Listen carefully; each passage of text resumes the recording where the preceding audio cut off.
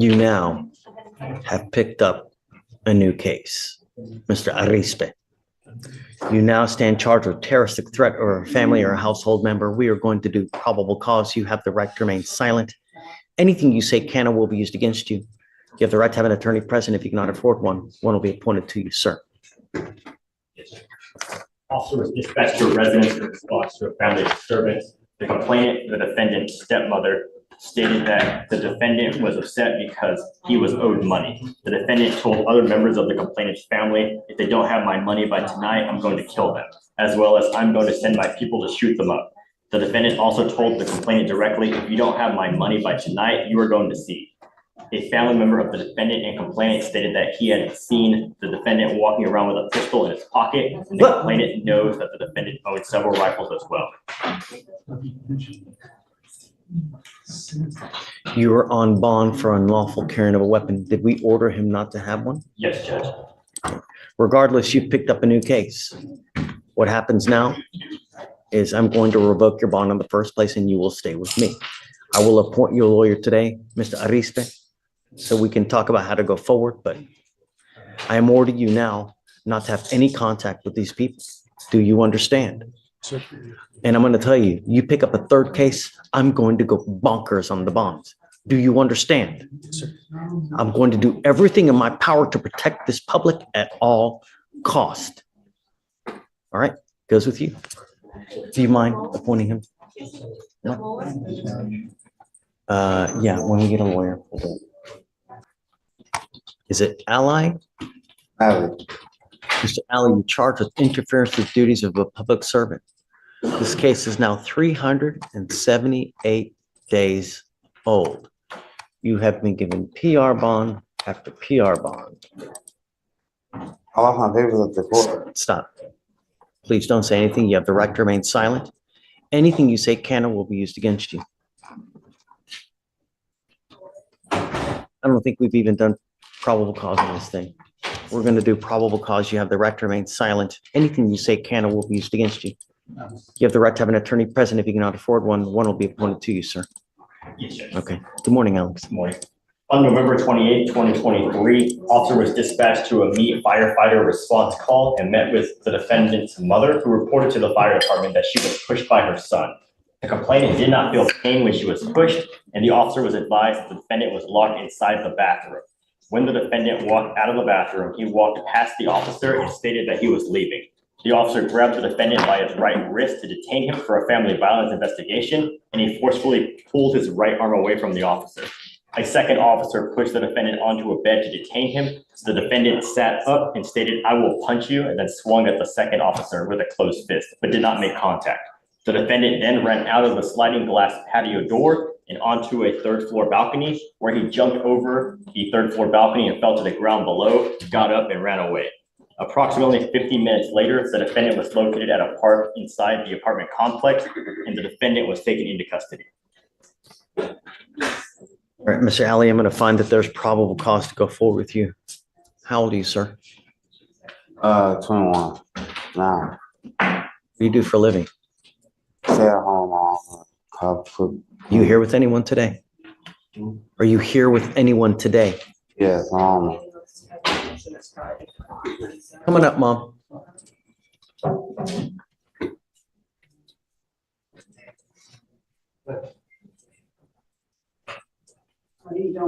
Thank you so much for coming. It's okay. Thank you so much for coming. Tell me what's going on with Mr. Ali. He's intellectual. Shh. He's as an intellectual learning. He also has diagnosis. Okay. Are you taking medication, Mr. Ali? Is he taking it? Are you sure? I know one is his caretaker, which is I take his medicine. I take him to a psychiatrist too. He goes regular. Marquise, did you tell him that? I don't know. He's going out there main side. We have a lot of problems. We can't get him to court. I'm here. I'm glad that you're here today, but it's the third time. I had a transportation. But I scored him. I really speaks for him on all his far as his diagnosis, everything that's going on with him, I mainly speaks for him because he can't speak for himself. So Okay. I'm the one talks for him. Okay. Did you graduate from high school? Yes. Wonderful. So what are your plans now? Okay. Then what?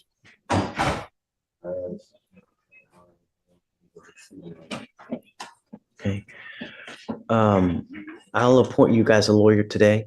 The only thing I'm gonna ask you, Mr. Ali, don't use marijuana. Don't use illegal drugs. I'd like to send him for a test now to make sure he's not using. So what I'm gonna do is I'm gonna send him for a drug test right now, and I'm gonna have him come back. And I'm gonna have you guys speak with a lawyer, and we'll figure out how to go forward. Right. Do not miss court anymore. Cause he on medication. They be telling him, don't take, cause I be praying he don't, because it affect the medication. I wanna know now and it if he's, affect your mental will. I'm sending you for a drug test now, Mr. Ali. I'm telling you, no smoking marijuana. Do you understand? Yeah. If you do, we will have it's okay. All I want you to know is that we're gonna work on making you into the best person that you can. But that can't happen if you're smoking marijuana. It's absolutely no. Do you understand? Yeah. I'm gonna send you for a drug test now. I want you to come back. If you come back, good things will happen, I promise. We're not here to hurt you. We're only here to help you and have a ton of resources for you. But you gotta come back. That's how it works. Okay? All right, so what I'm gonna have you do, guys, just hang tight, take a seat. I'm gonna have you speak with Fleischer for a moment. We'll send you for a drug test and then come back, okay? Yeah. I'm sending you for a drug test and then I'm gonna have you come back. Okay. Take the test and come back. Do you have any questions? Okay. Mom, if you wanna accompany him, that'd be great. Yes, I am. And then we'll just see you back here in maybe like Make sure 30 he minutes. came today, so to see what's going. Yeah, with him. take care of you. Don't worry, but just come back. We need you to come back, okay? Okay. Okay, all right, please just have a seat, Mr. Allen. Come on up, Mr. Ed has, come on up, sir. We got him. I can't believe it. You're harder to catch than a leprechaun, man. He's For real. been here for a minute, Judge. This is the first time I've seen him in like 3 years. Oh, Well, maybe well, he's 2. been here since October. How are you? You had cases, I guess, out of county. Was it Montgomery County or something like that? Times. Where was it? Chamber. Oh, ooh. Gotta be careful out there. I know, they're going on the highway. Give me the last name again, please. Colbert, That's right, Mr. Coleman. and he's on today's docket, on the jail docket. All right. So you just entered in these 2 probations. Yes, sir. Be very, very careful.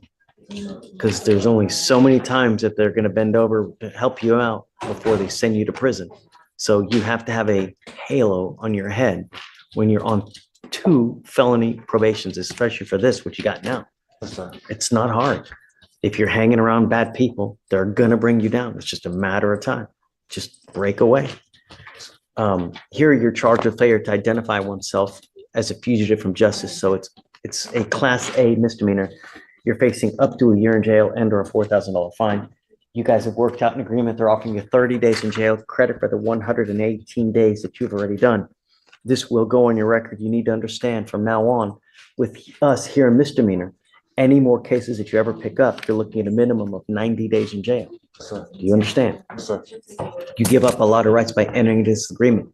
You give up the right to a trial, right to compel witnesses to testify on your behalf, confront and cross-examine your accusers. If you're not a citizen, you can be deported, excluded from the country, denied naturalization. You give up the right to appeal. Once you plead guilty, there's no turning back. Sir. This is what you want to do. Sir. How do you plead to the officer? I'll find you guilty. I'll sentence you to 30 days in jail, give you credit for the 118. If it's enhanced, abandoned, please. Good luck. Just follow the rules. And if you ever have any problems, go back to the court. You're in a friendly court. They'll help you out. No issues ever. Understand? Yes, sir. Mr. Coleman. Thank you. Thank you. May we be excused? Yes, ma'am. Basically, the deal is this, ma'am. We can't get a hold of your lawyer. We don't know where he is. We've been trying to get him for hours. He tested negative, which is great. That's good news to hear. So I didn't know. we're gonna reset your case out, okay? We're gonna give you paperwork to try to get a hold of the lawyer. We'll give you a couple weeks. If you're unable to get a hold of him, just let us know, okay? Come back. Don't leave. Come back to court. Good things happen when you come back. Can you make sure that he comes back? This is the third time. Oh, yes, Please. well, see, I didn't know about the other court because he'd been in court already. We're gonna give you the reset. That way you have it, so you know when the next court date Right. is, okay? Because They said I got a feeling I cleared that. Say it again? They said I had a feeling I cleared that. Yes, correct. Yeah. So we'll give you the reset. Just stay in touch. We'll try to get in touch with the lawyer. He's supposed to get a hold of you within 24 hours. If not, let us know and then we'll go further. Okay. Just stay in contact with the lawyer, okay? And take your medicine, Mr. Ali, okay? Okay, you guys have any questions? Oh, you just come back for the court date and then, Yeah, I guess I really don't want to talk to you without your lawyer. So the only thing, I guess, just we need him here and I just can't get a hold of him. So we'll reset your case and hopefully he'll reach out to you today so that we can try to come up with a game plan. Okay? If he doesn't get a hold of you, just let us know and we'll go from there, I guess. all right. Okay? Judge, what's the age of the case? No, they got to come back just 2 weeks. I didn't realize. Yeah. Okay. Yeah. Okay. But come back. Come back. Okay? All right. Okay, guys. Thank you, Mom. Okay. Come on.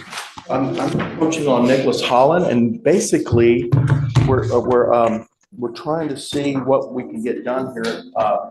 I think there's a rant for inpatient. We're trying to see if you would accept any intensive outpatient. And either way, we're gonna have to, just get through the holidays and do something, but it's gonna be one of those two, and it's ultimately which one you'll kind of bless. I don't know. Should we do a TRAS? Yes, sir. Mr. Holland, come up. He did the TRAS and the recommended SATF.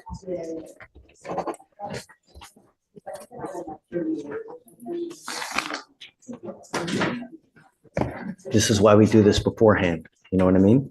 What? This, so we know exactly what to expect, you know? Yeah.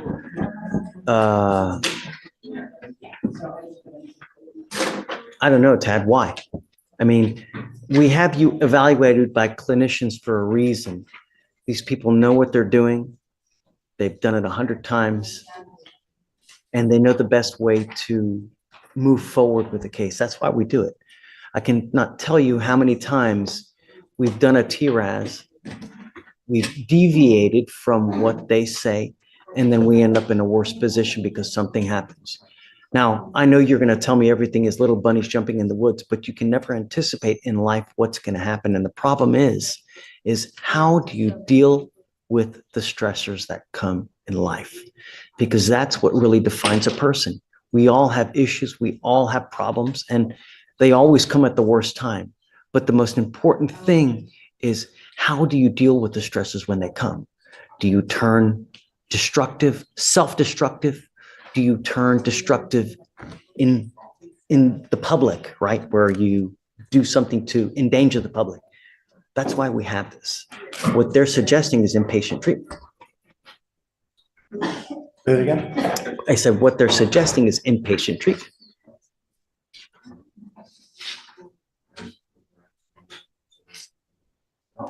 Because you do have a job and Yes, sir. you have been working at this job for a while, Yes, sir. For like a year and a half. right? You've been very successful at this job. Yes, sir. I'm a supervisor. Okay. And that's what I'm saying.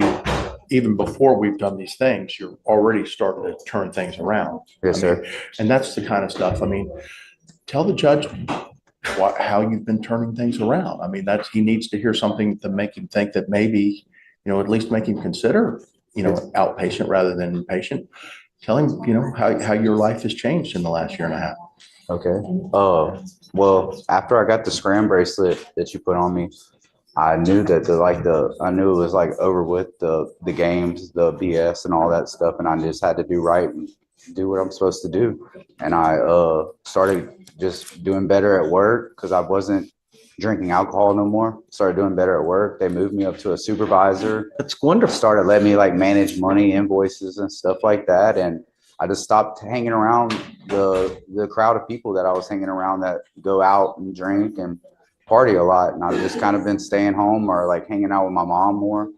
And my mom used to tell me, dime con quien andas y yo te digo quién eres. It means, tell me who you hang out with yes, sir. and I'll tell you who you are. And it's when you hang with dogs, you get fleas. Tad, let's do this. Yes, sir. Let me send him for a drug and alcohol test right now. Let's see. If he's clean, I'll acquiesce. But I'm going to tell you now, one problem, because I don't know, I'm not agreeing to this, but I will tell you that if we do go forward with this intensive outpatient treatment and you muck up, get ready, because I don't play. That's fair. So Yes, sir. let's send him. I'm going to send him now for a drug and alcohol test. If he's clean, I'm with you. But Can't thank you enough. That's more than fair. okay, More All than right. fair. all right. So Gonna be clean, let's right? do this, Tad. I know you will probably. Let me see if I have your cell phone so I can tell you when he comes back. Let me see. Okay. And I don't have. Do you mind here? Give me your cell phone real quick, and then just hang tight. We're going to send you, and then just come right back, and then I'll text him, and then we'll do everything. Where do you want me to go to the jury box? No, you can just sit out there. Sure, of course. This is your cell phone. yes. Okay, I'll text you when he comes back. And then whatever we're gonna do, we'll reset it and do it. No, we'll do it today. But if you're sitting in inpatient, can we get through the holiday? I'm not going to agree. I don't know. Let's see first how he does. Okay, well. Then let's just see. They bring him out. Okay. Mr. Ozio Olvera. Oh, sorry, I'm trying to pull it up. Olvera or Vasquez Olvera?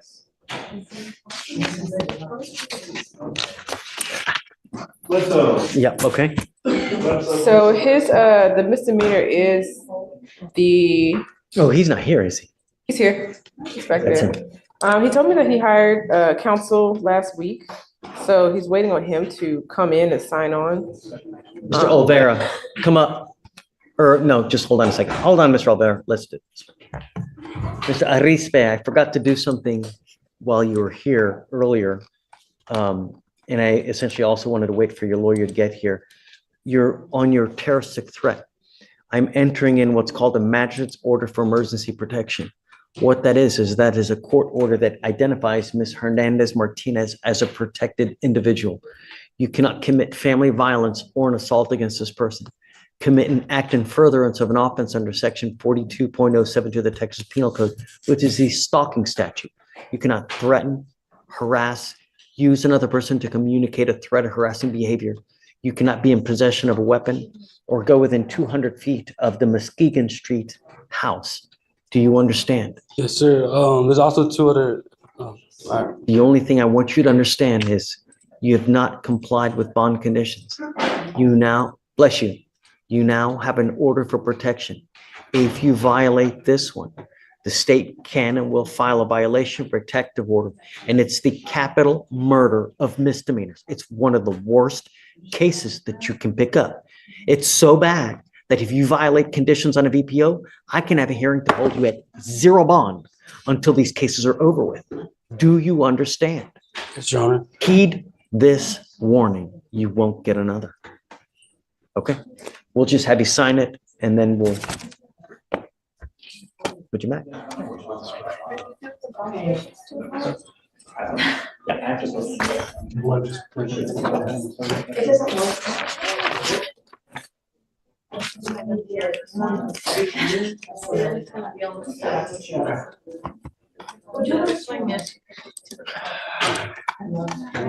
Okay, I think, do you need anything else from me on that? We're good, right? I think we're good. Okay. Come up.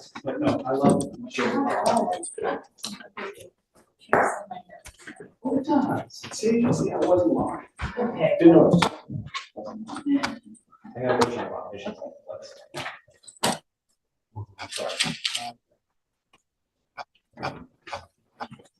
All right, good morning, Mr. Oliveira.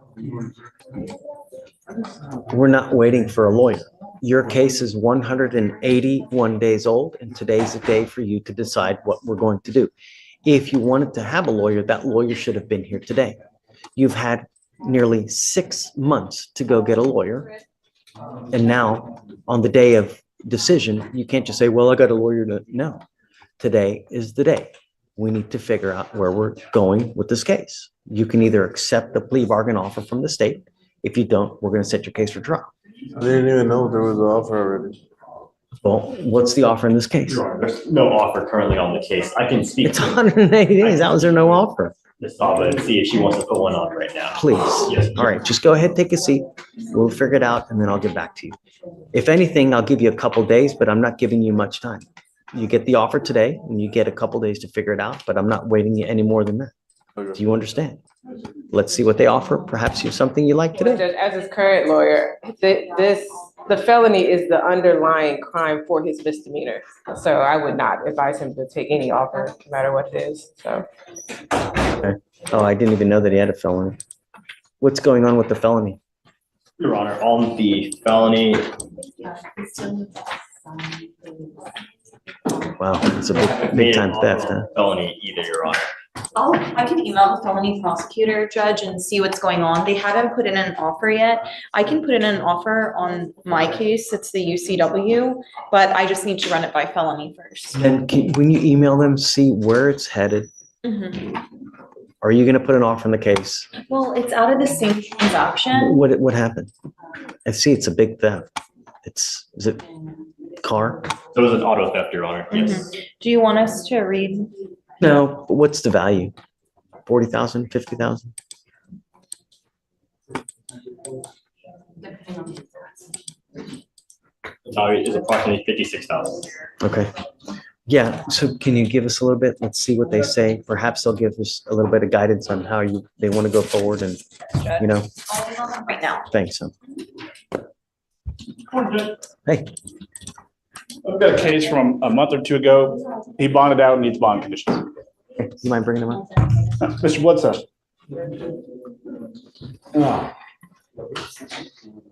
I just sent him down. Give me 1 moment, Judge. Thank you. Hey, what's Stephen's last name? Our bailiff? Yeah. Carson. Carson? Carson. Okay. Occurs to me that it's somewhat unprofessional to say, hey, Steve. It's okay. Well, I mean, I talk to him every day, but still. Yeah, all right. Stand here, stand here. Yes, sir, no, sir, on player side. All he's doing is setting the rules that you're going to follow, okay? Yes, sir. What's the name? Bledsoe. Evading arrest and terroristic threat. He was in custody because he had a pending felony in the 228. So he's bonded out on all.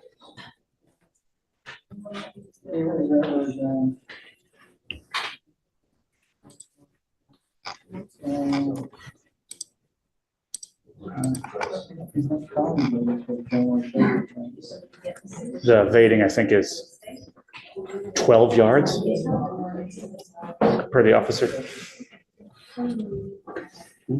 So I see that on 10/17 of 24, he picks up a felony assault.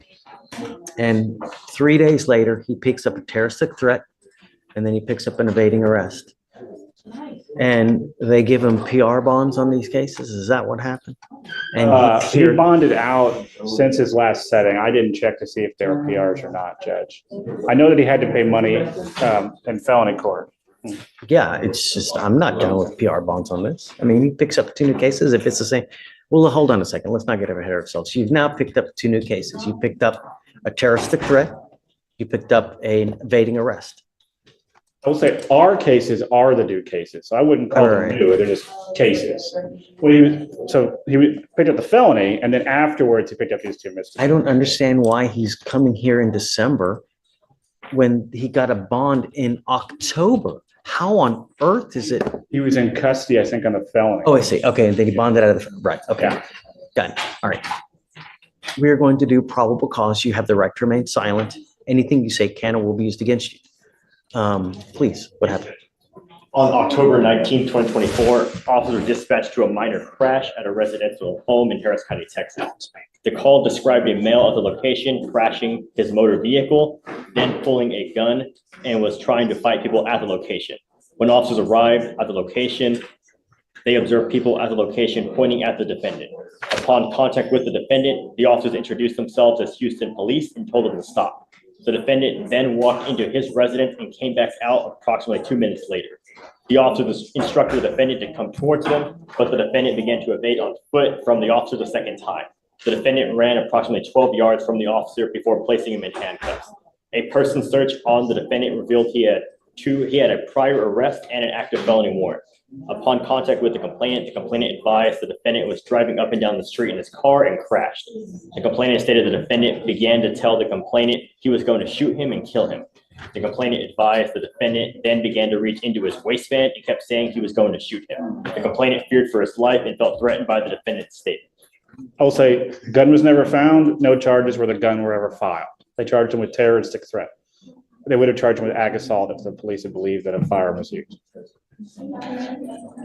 Mr. Bledsoe, let me make something perfectly clear to you. I will do everything in my power to protect my public at all costs. And I don't care if I have to make your bond $2 million. I'm going to do everything in my power to protect my public at all costs. Do you understand? Yes, I don't care who you are. I don't care where you come from. I don't care what, nothing. I want my county safe. You will be signing an affidavit with me today, promising me that you're not going to have any weapons whatsoever. And if I find that you have a weapon, I can have a contempt hearing. You're looking at 180 days in jail every time if you're caught with a gun. Do you understand? I'm sending you now for a drug test. I want to know what, if anything, is going to be in your system as well. I'm ordering you not to use alcohol or illegal drugs, and I'm going to test you like crazy. Do you understand? Yes, sir. What do you do for a living? I work for Leland Airmark Bakery. Okay, that's what you need to concentrate on. Working a lot so that your time is occupied. When you have too much time on your hands, you become self-destructive. Do you understand? Yes, sir. Do you have? Thank you. Do you have a Texas driver license? It's a yes or it's a no. Then you're not allowed to drive. On this affidavit, you will also be promising me that you're not going to drive. Do you? Do you have a different state's driver's license? City? He asked if you have a Texas driver's license. Do you have a driver's license from any other state? No, I'm from Houston. Okay, sorry. I'm just making sure he didn't have Louisiana or something. Not drive. I am also putting on this affidavit that you're not going to drive. Do you understand? Yes, sir. You're looking around, you're just, heed this warning, Mr. Bledsoe. Do you understand? Yes, sir. Yes, sir. I totally understand. I only have one off day. I just sleep all day.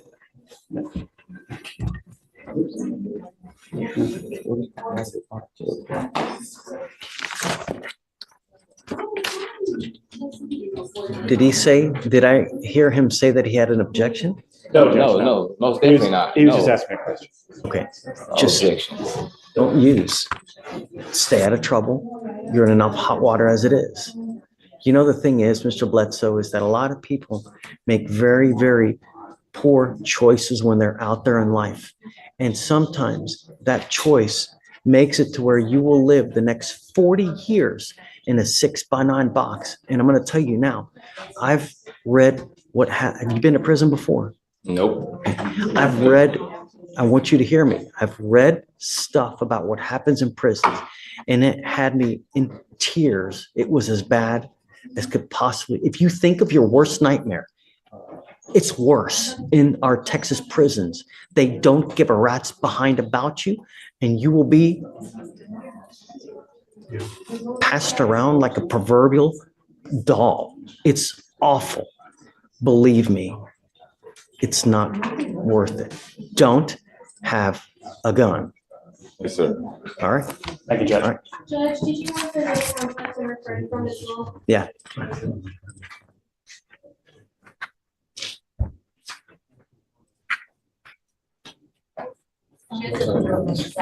Judge Hatton, it's so great to have you back. I heard it was just like, Had the flu Rona and then it turned into actually a mild pneumonia as well, so I'm glad to be. I'm so sorry, man.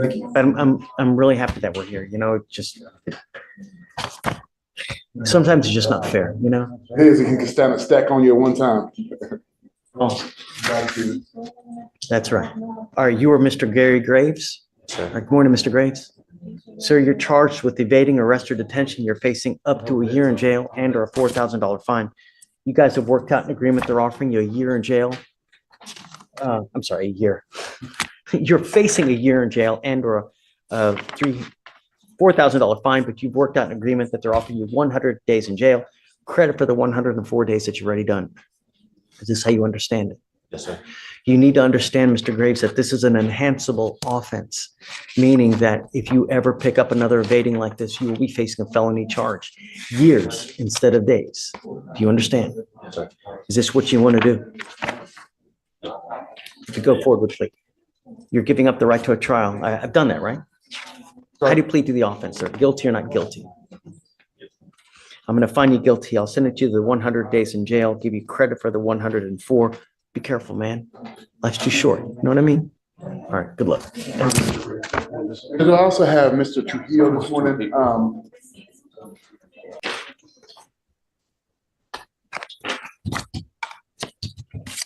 Morning, Mr. Holland. Ready to go? Yes, sir. You know, you can lie to me, but you can't lie to yourself, and you can't fool yourself, and you can't get away. You are who you are. If you have a problem, you have a problem. It's better to own up, man up, and get it done before it becomes too late. You've got one life to live, right? And the more convictions you rack up, the more dangerous you act out in this world. Hopefully you don't do damage that's irreparable, where you go out, you kill someone. And the thing is that we get that you don't intend to do it. No one does, right? No one intends to go out and kill someone in a car, but it happens. And when you do, there's serious, serious justice. DWI is big business in the United States. It's expensive. And here, every single day in Harris County, someone dies from a DWI or an alcohol-related collision. Every single day. We lead the nation per capita in DWI fatalities. It's a disgusting statistic. And it's so avoidable because literally all you have to do, one button on a phone, $30 anywhere you want to go in the city, no matter where you want to go. How much money have you spent on all this here when it's a rhetorical question. What I'm trying to get you to understand, it's $30 anywhere you want to go. This is going to go on your record. Today is that proverbial slap on the wrist, but from now on, you will be facing a minimum of 30 days in jail. And if you act like a child, where you can't control yourself to get in a car when you've gone out on a night of drinking, then we will treat you like a child. And like I told you earlier, or I didn't know if I told you, but we have a lot of kids in there. Some kids are young. Some kids are 60 that never grew up. You give up a lot of rights by entering this agreement. You give up the right to a trial, right to compel witnesses to testify on your behalf, confront and cross-examine your accusers. If you're not a citizen, there are possible immigration consequences. You can be deported, excluded from the country, denied naturalization. You give up the right to appeal.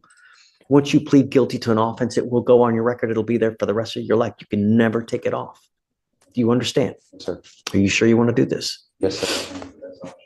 How do you plead to the offense of driving while intoxicated? Say guilty or no con? It's guilty. Guilty? Yeah. I will find you guilty, sentence you to 3 days in jail, give you credit for the 2. I have to suspend your license. I will suspend it for 90 days, which is the minimum.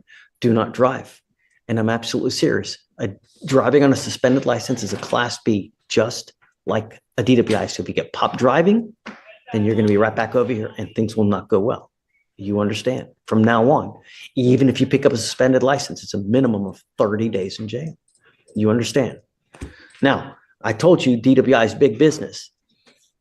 Is this a 15 or above, or is it just a regular DWI? I don't believe it was a 0.15, but let me double check. Actually, it was a 0.165, Judge.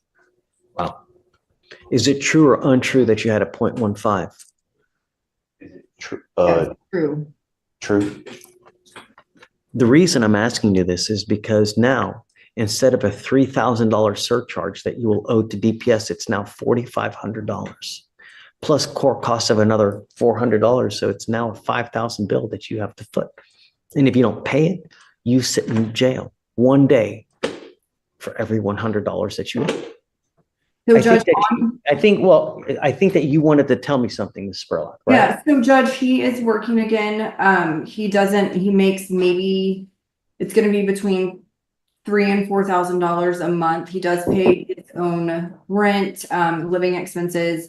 Until recently, he was helping to support a girlfriend and children, but that has since not worked out.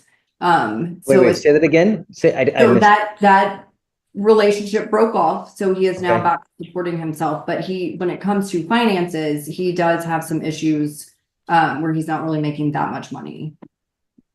So if you could help me on that fine, Well, that would be. I love to help people, but the problem is that I asked you to remain clean and sober. You test positive. What did you test positive for? This was presented for THC, and he did state to our technician that he had consumed marijuana around a month ago. I would told her I was a very heavy smoker prior to that, and I just got basically, excuse my language, my head out of my ass like a month and a half ago. And that I read that on there, it can stay in your system longer than for 30 days. And I told her, I was like, I haven't smoked in 30 days, but prior to that, I was a heavy smoker, so it could still be there. You're still using. I understand. How would I know? You wouldn't. You didn't smoke a joint yesterday. You wouldn't. You know what I mean? You would have to believe me, which is not a very easy thing to do right now. Everyone tells me it's little bunnies jumping in the woods here. Everyone, I understand.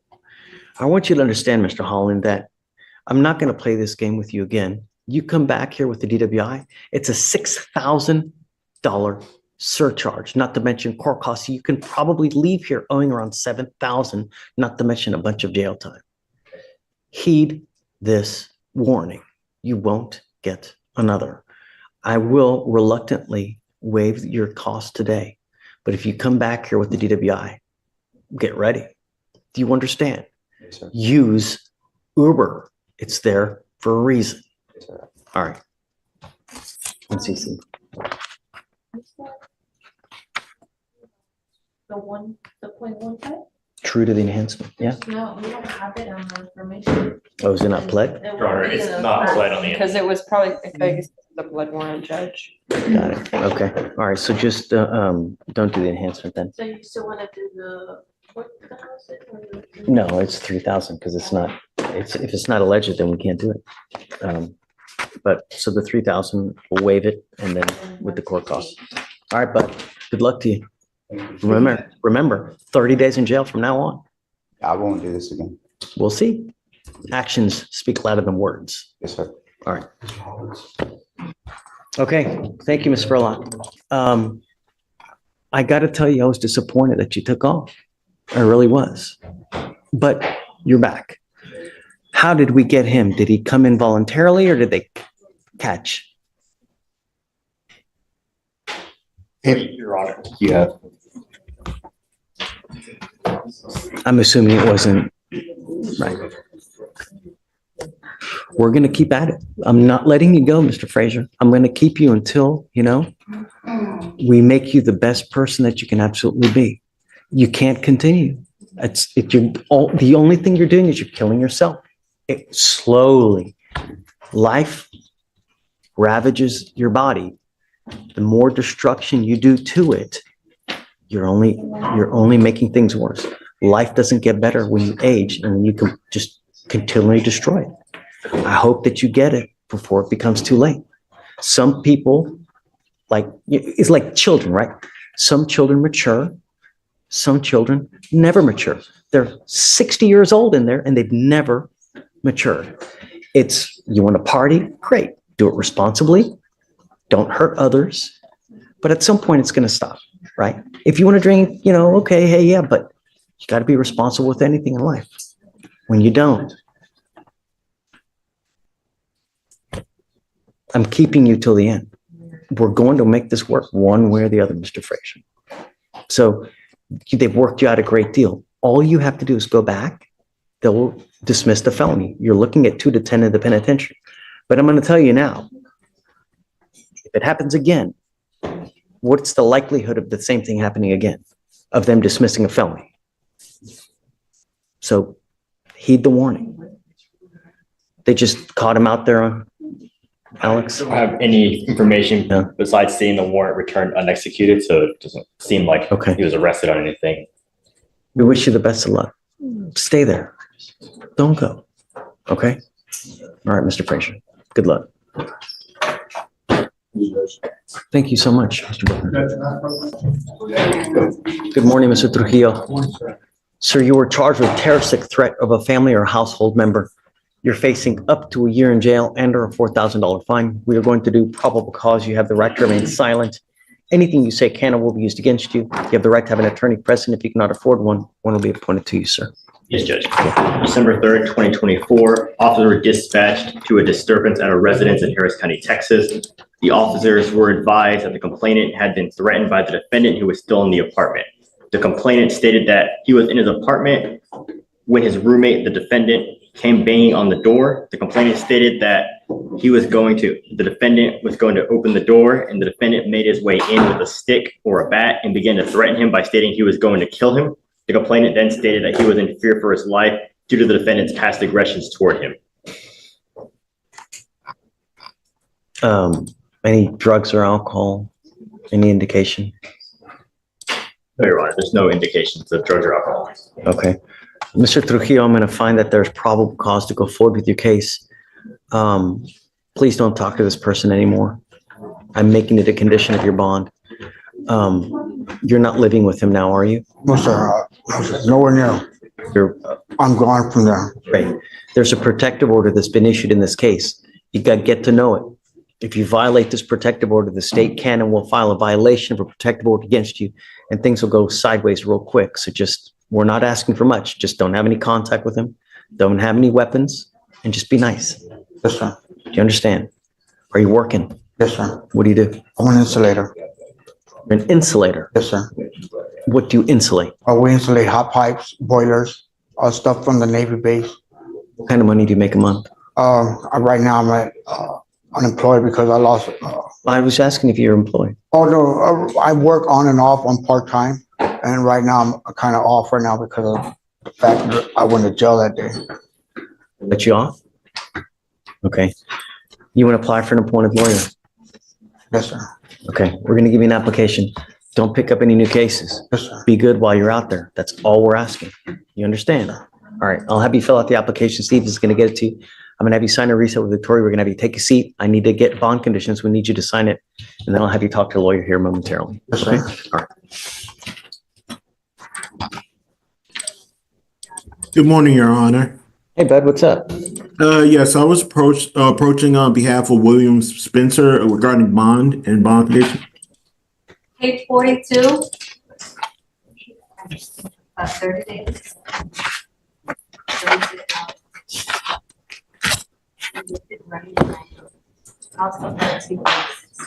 You're here on Peyton, you said? William Spencer, William Spencer.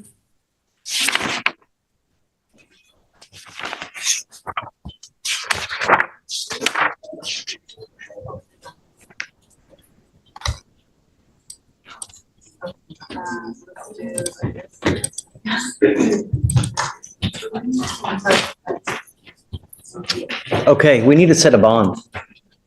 Yes. So Alex, Mr. Spencer looks like on 9/20/24 picked up an FSGI. At the same time, it looks like he also picked up 2 aggravated assaults with a deadly weapon. Is it all in one continuous car accident just gone awry? Do you mind bringing him out, please? Hey, hold on, Morgan, let's Yes, Judge. get him out, please. Hi, Aaron. How are you? Please. You want to talk to me real quick? Yeah, of course. Hi. In transitional. Hey, how are you? I'm David. Nice to meet you. How are you? You're in great hands. He's the best. I'm telling you, really. Studying for LSAT and we'll see where we go. It's great. You got to do it. It's a great profession. You learn so much. It's hard, but if it was easy, everybody would be doing it, right? It's a rite of passage. Study hard. Good things will come. And then when you get into law school, the amount of information you learn, it's incredible. Even if you don't practice. And then he went to the I had supplement and a then- friend made, and I tell this to a lot of people, right? 300 million, I think he got a judgment, 300 million. Can you imagine? Sick. But if you treat the law well, it'll treat you back. It'll pay off in dividends. That's how they found. Yeah, you're in great hands, and you're welcome to come anytime and hang out with us if you want. I think, right? Yeah, we're great. Yeah, of course. Good luck.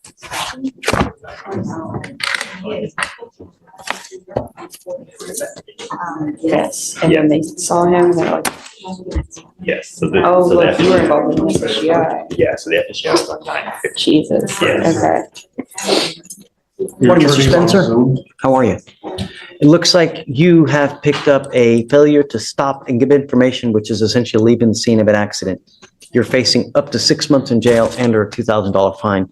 I have no idea what happened on your case, so we're going to do probable cause at this point. The only thing I do know is that you're set at no bond at this point, that's not a good thing. So we're going to set you a bond. I just don't know what.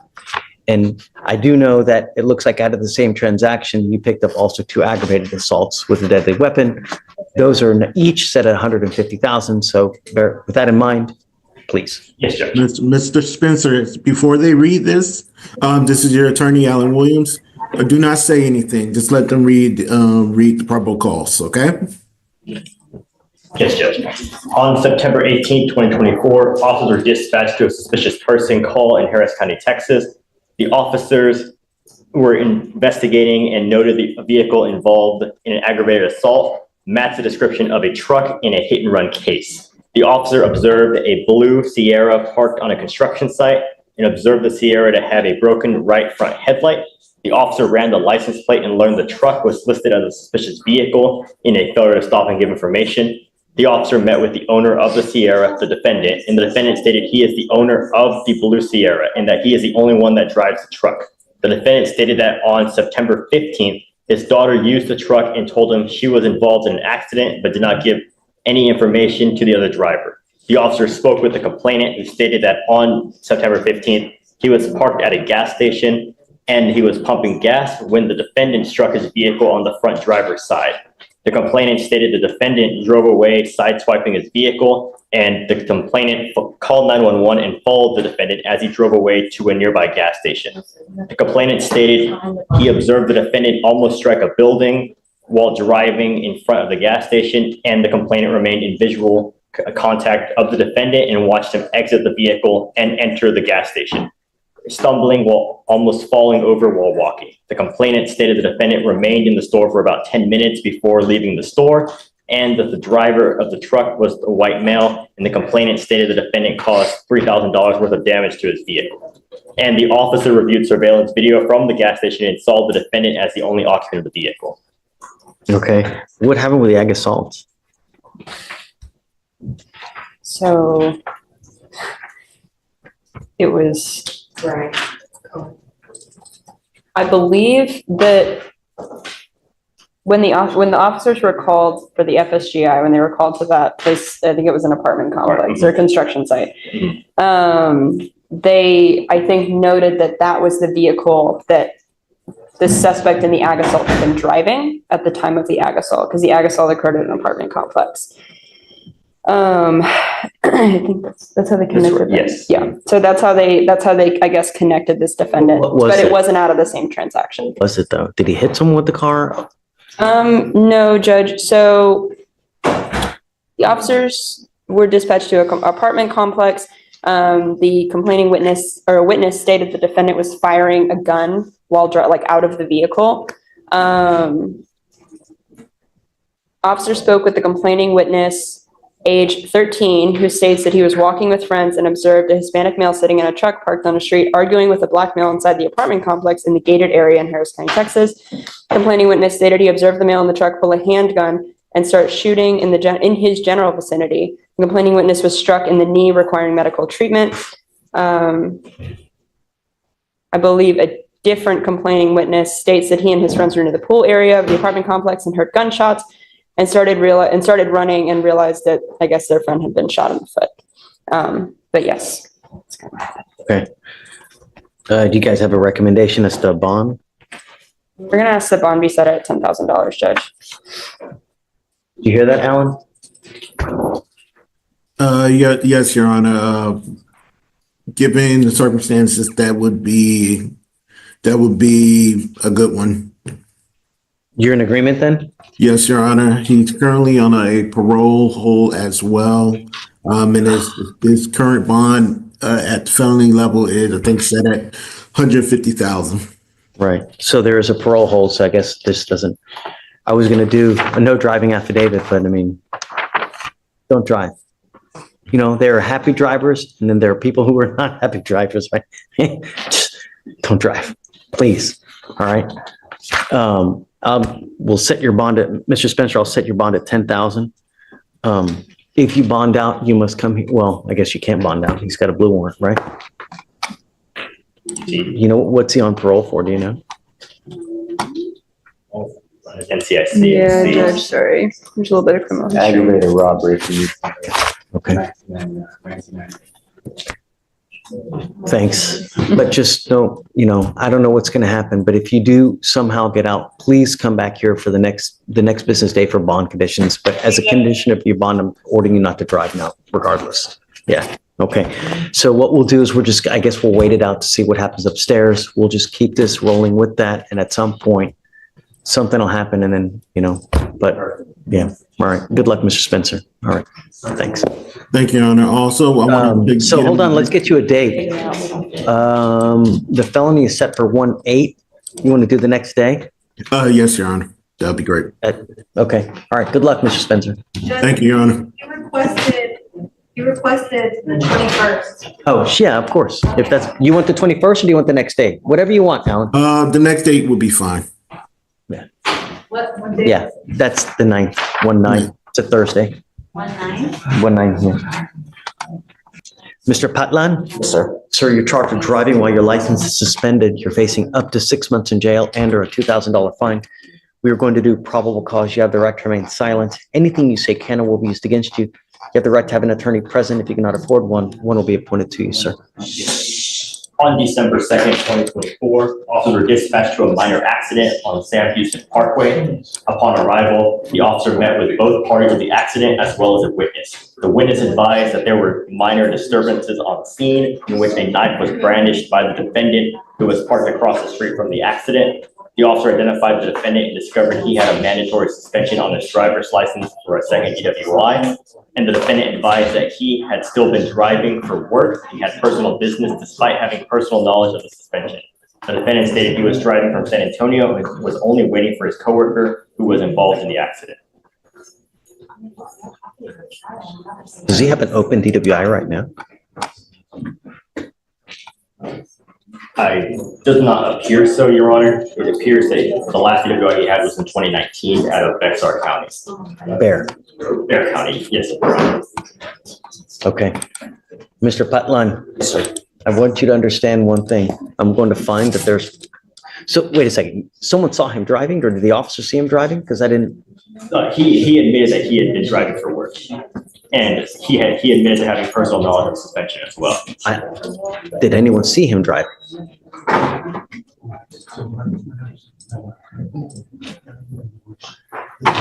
No, Your Honor, there's only the state. Do we know even when he was driving?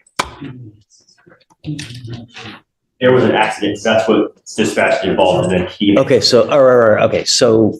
There was an accident and then officers arrived and then they made contact with the defendant. Got it. So all this was in response to an accident that he was allegedly involved in? Yes. Got it. All right. So I am going to find probable cause, Mr. Patlan. Sure. And no, don't. You have the right to remain silent, exercise. I've got about a bunch of DAs here. Anything you say, they're going to use it against you. But let me make something abundantly clear to you. I'm going to have you sign with me today an affidavit.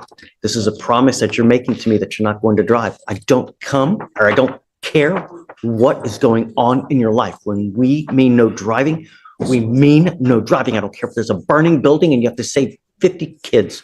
Do not drive.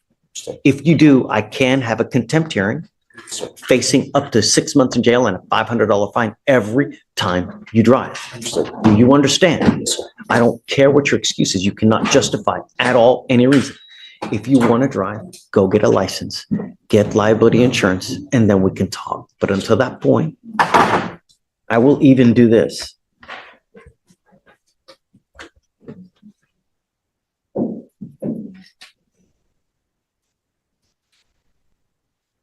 This is the number to the DPS Driver's License Division. If you call them, they can tell you exactly what you need to do to get your license back. Classes now, sir? There may be, an SR 22, you may have to do all these other things. What you need to do is call them and they can advise you, but don't drive. Do you understand?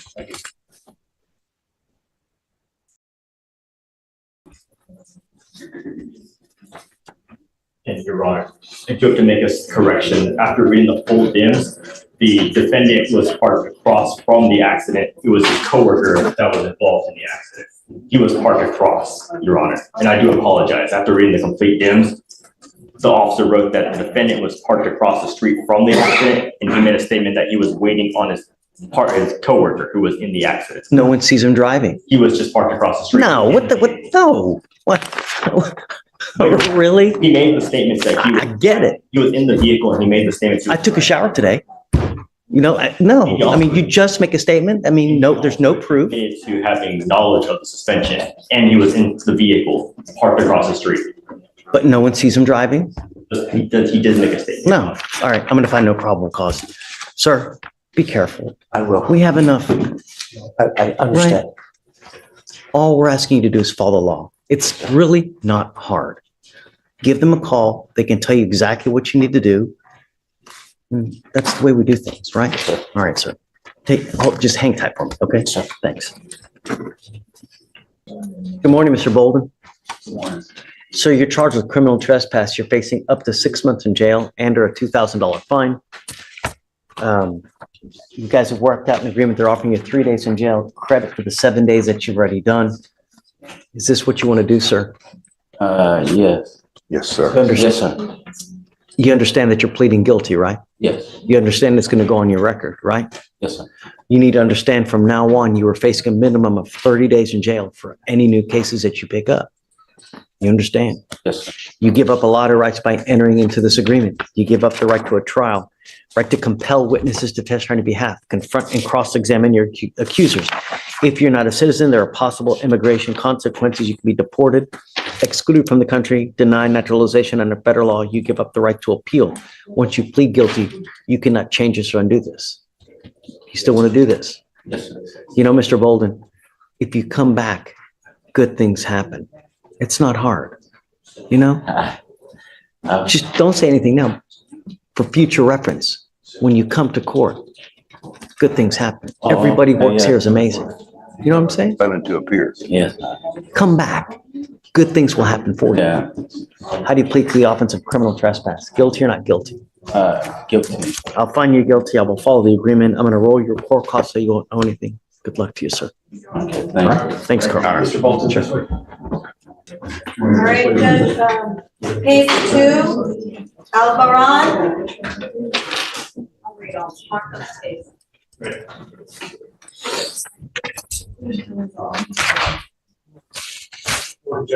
Hey, hi, Marcos. How are you? Who we have? Page 2, top of page 2, Albaran. Got it. Good morning, Mr. Albaran. Sir, you were charged with illegal dumping. You were facing up to 6 months in jail and or a $2,000 fine. We are going to do probable cause. You have the right to remain silent. Anything you say can or will be used against you. You have the right to have an attorney present. If you cannot afford one, one will be appointed to you, sir. Judge, and The officer went to 16938 Tomball and saw newly dumped debris at the location. The officer reviewed surveillance video from a department-owned camera and observed a vehicle pull into the dumping site and showed debris in the bed of the truck. The video showed the truck leave and the debris was on the ground. The video was able to capture a Texas license plate, and the officer performed a search for the vehicle's owner, and the officer was able to find the registered owner of the vehicle, as well as the truck's title holder. The officer attempted to make contact with the company, and at a later time, the officer went to a residence to meet with the owners of the truck. There, the officer was met by a Hispanic male who was identified as, I apologize, Your Honor, as Freddie Albaran, and he advised. Freddie? Yes, it says identified as actually Freddie Antonio Guevara. And this male was advised who the officer was and was shown photos of the truck used. The male was asked if he recognized the truck in the dumping. He did recognize the truck. And he was asked if the truck belonged to the company. He said yes. And he was asked who was driving the truck in question and was shown videos of the dumping to see the driver. And at that point, the male advised the person driving the vehicle is the defendant. The male then advised the defendant was not there at that point. And the officer was able to provide, or the male was able to provide a phone number for the defendant. Does he admit that? It says that the defendant was asked about the dumping and he admitted to the dumping. Mr. Albaran, I'm going to find that there's probable cause to go forward with your case. Tell me, are you a United States citizen, sir? Do you have a Texas driver license? CDL. You have to be very careful with that CDL. You need to understand that you are held to a very high standard with the CDL. If you don't believe me, go look. Because of the permissions you have to drive other vehicles, you are held to a higher standard. If I find that this occurs again, I'm going to take your ability to drive away. I'm not putting any conditions on your bond now, but if I find that you participate in any of these activities, any kind of reckless driving or whatnot, I'm going to take your ability to drive away. Do you have liability insurance in your name? As long as you have both, you can continue to drive. Just don't pick up any new cases. You have a lawyer. Because you have a lawyer, we will waive your appearance. Stay in touch with Marcos. If he tells me he can't get a hold of you because you're playing games, we will issue a warrant for your arrest. I'll have you sign a receipt with Victoria, and then we'll have you just get out of here. All right, just take care. Okay. Excuse me? Thank you. Yes. This way. So no conditions. All right, Judge, next is page 4. Aracuyo William and the co-defendant on page 21, Serrato.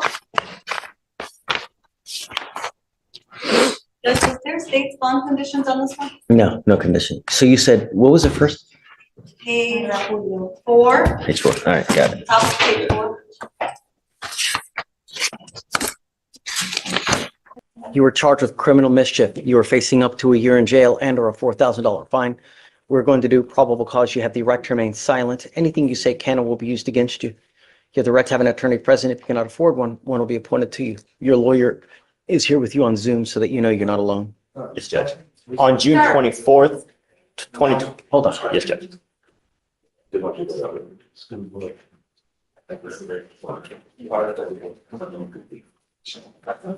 Yes, Judge. On June 24th, 2024, the officers were dispatched to a burglary at a warehouse in Harris County, Texas. The defendant and another unknown male were seen on a security camera approaching the warehouse in an SUV and gaining entry to the side of the building by pulling back 2 metal sheets that lead to 2 large holes on the wall.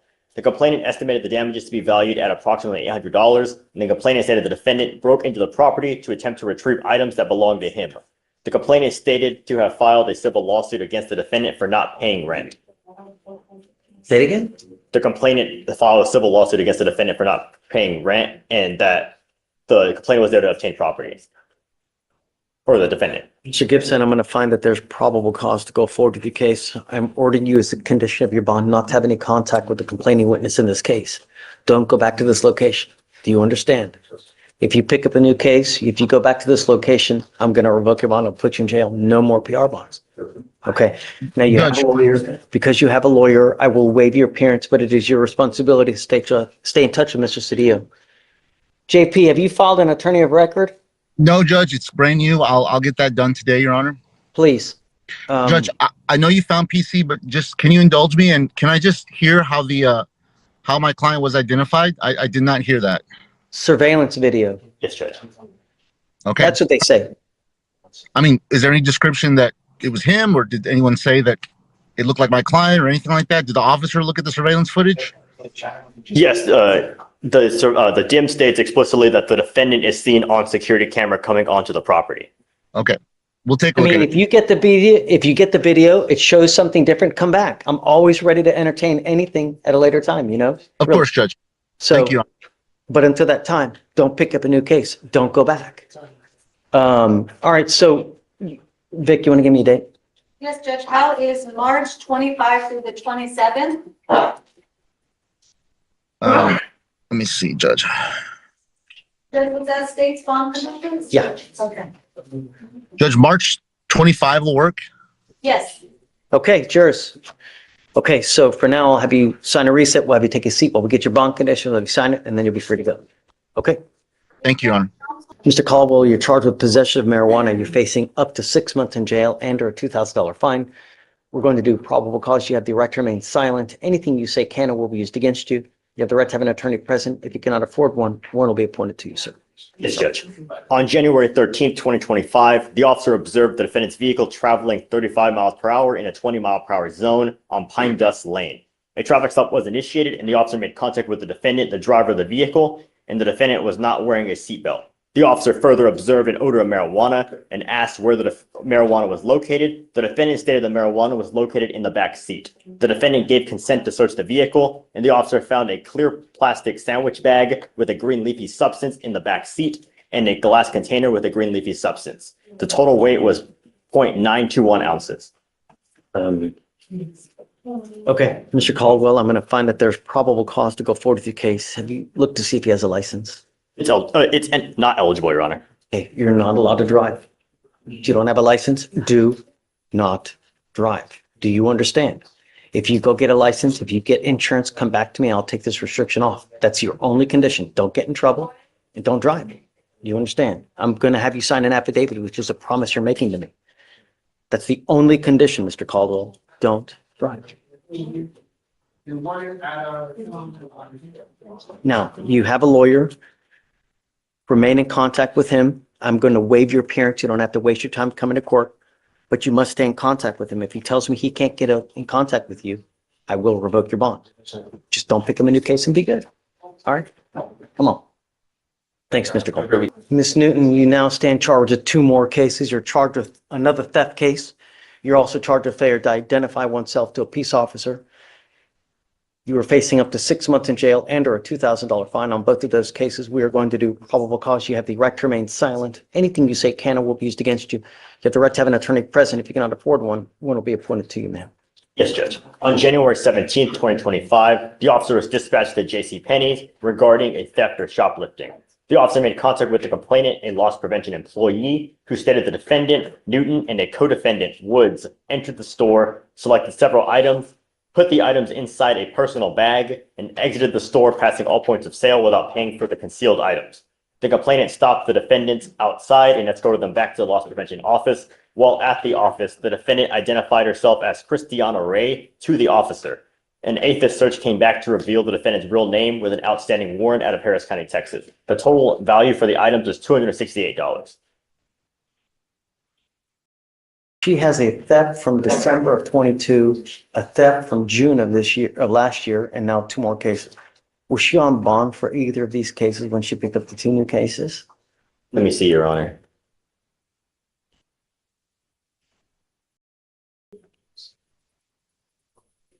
Okay. You are looking at Miss Newton here. Was she on bond for any of these cases, or were they all just in open status? It's 254, 8009. Or it appears bond was made after the new cases. On the 19th, the new cases were picked up on the 17th. In the court processing page, last name KOTUN, that's the original case, and there were multiple bonds posted on that one. A GOP and a surety, and then these other cases got picked up. So it's a third name.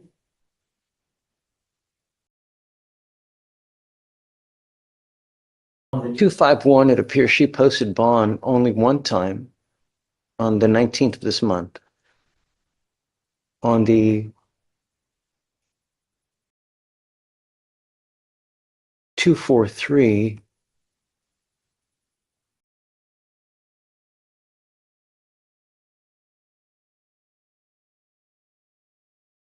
Judge, on the 243. that's the one that was the in GOP. current status, right? Yes, Judge. Where are all those from? So the theft, cause number 243 was a Dick's Sporting Good. So Dick's, and then 251 theft was a Sephora, and then the most recent theft was a JCPenney.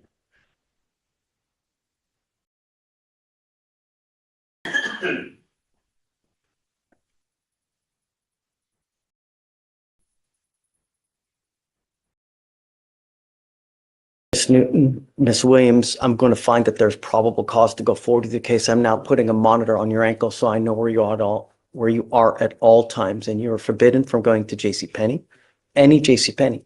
You're forbidden from going to any Sephora. You're forbidden from going to any Dick's Sporting Goods. If you pick up a 5th case, I tell you now, your bond is going to skyrocket. Do you understand, ma'am? Would you like to apply for a court-appointed lawyer, ma'am?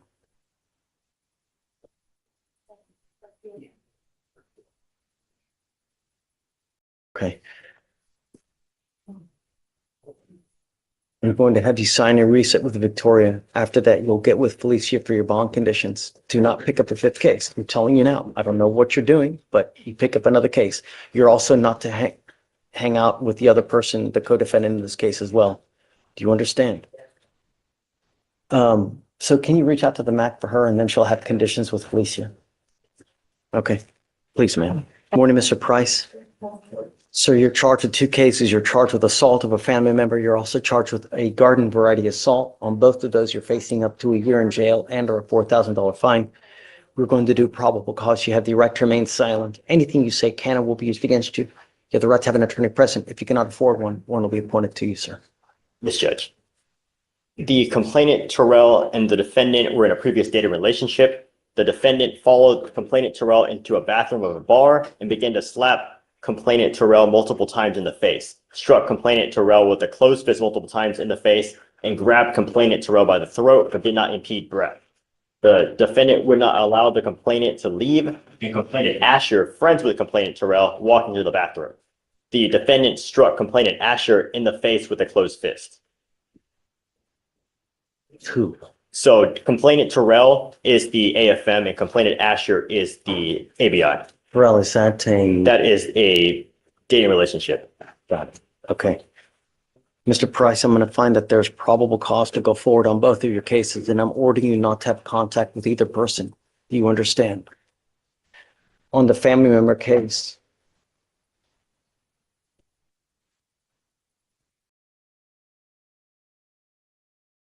I'm not seeing a protective order issued on Price. You see one?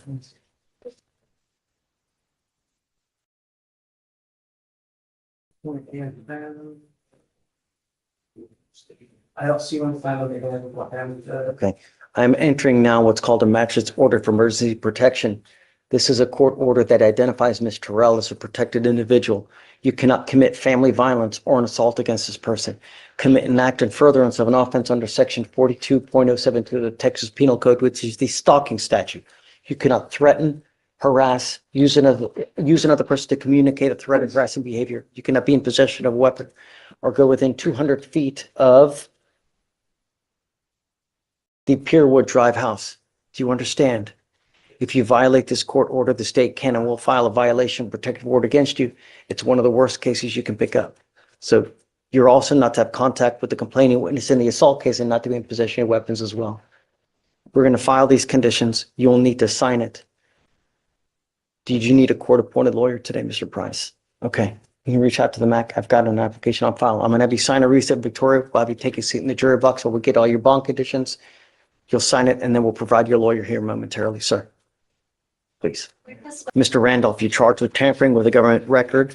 You're facing up to a year in jail and or a $4,000 fine on that one. You're also charged with possession of marijuana. On that one, you're facing up to 6 months in jail and or a $2,000 fine.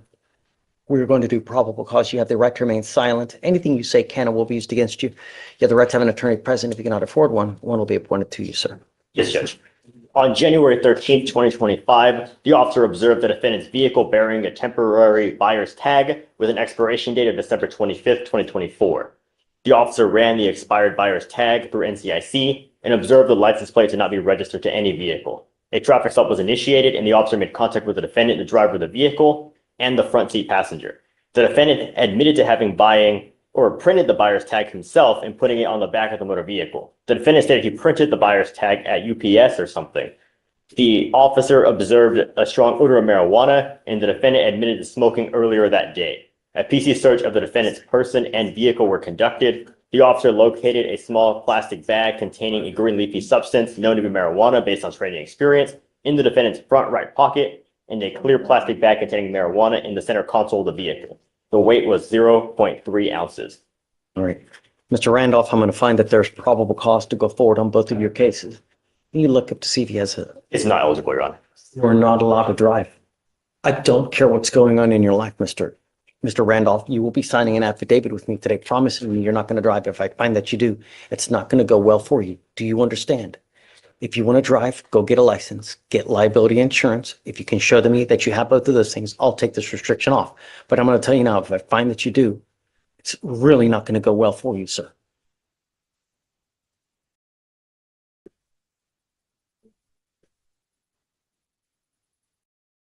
Did you need a lawyer today, sir? Okay. Let's see. Show file. I need you to fill out an application for me. I can provide you a lawyer today. Above all else, in the short life that we have, do not drive. This is an affidavit that you're going to be promising me you're not going to drive. Do you understand? All right, come on. Ma'am, you're charged with driving while intoxicated. It's elevated to a Class A misdemeanor because of the high blow. You are facing up to a year in jail and or a $4,000 fine. We're going to do probable cause. You have the right to remain silent. Anything you say can or will be used against you. You have the right to have an attorney present. If you cannot afford one, one will be appointed to you, ma'am. On January 18th, 2025, the officer observed the vehicle failing to drive in a single lane on West Grand Parkway in Harris County, Texas. The defendant was swerving in and out of two lanes and came close to crashing into another vehicle in the next lane.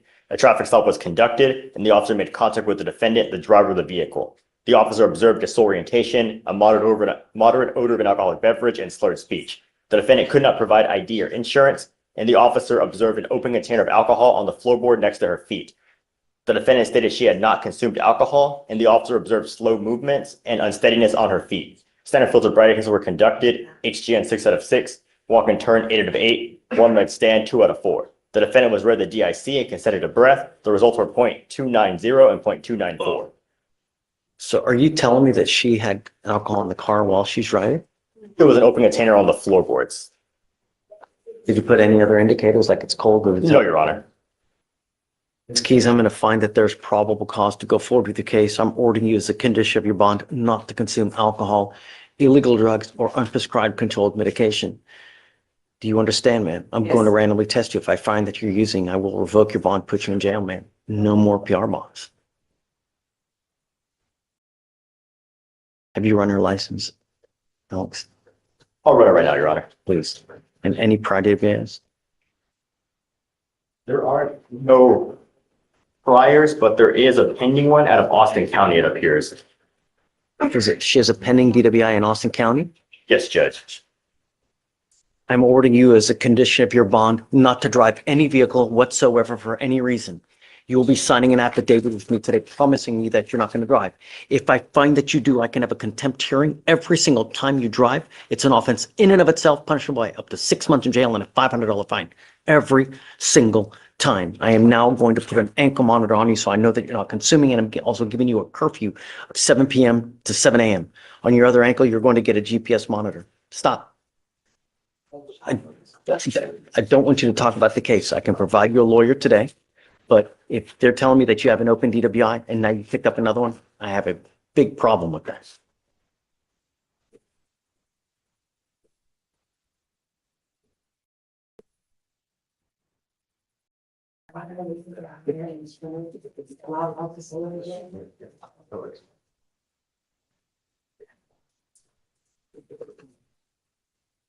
I was going to provide you a lawyer today, ma'am, if you would like, a court-appointed lawyer. Did you want a court-appointed lawyer? I will provide you a lawyer today. Ms. Keys, if you have a problem with alcohol, I'm giving you the opportunity now to address it on your own. If you do not, I'm going to do it for you, and I promise you're not going to like the way that I do it. Do you understand, ma'am? Yes. I'm going to do everything in my power to protect my public at all cost. Every single day, someone dies from a DWI in our county.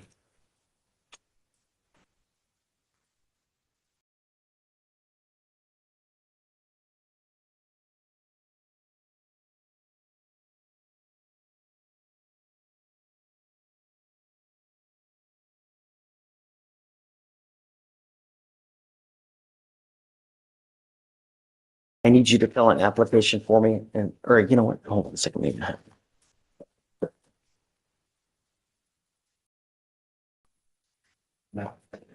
Vic, I have an application on file already. So if you just want to appoint her a lawyer, I'm going to have you sign a receipt with Victoria. You will meet with Fleischer for your bond conditions, and after that, we'll have you take a seat while I'm your lawyer. I'm going to have you sign a reset. After that, you'll get with Felicia for your bond conditions. After that, I'll have you take a seat while I find your lawyer. Please. No driving affidavit?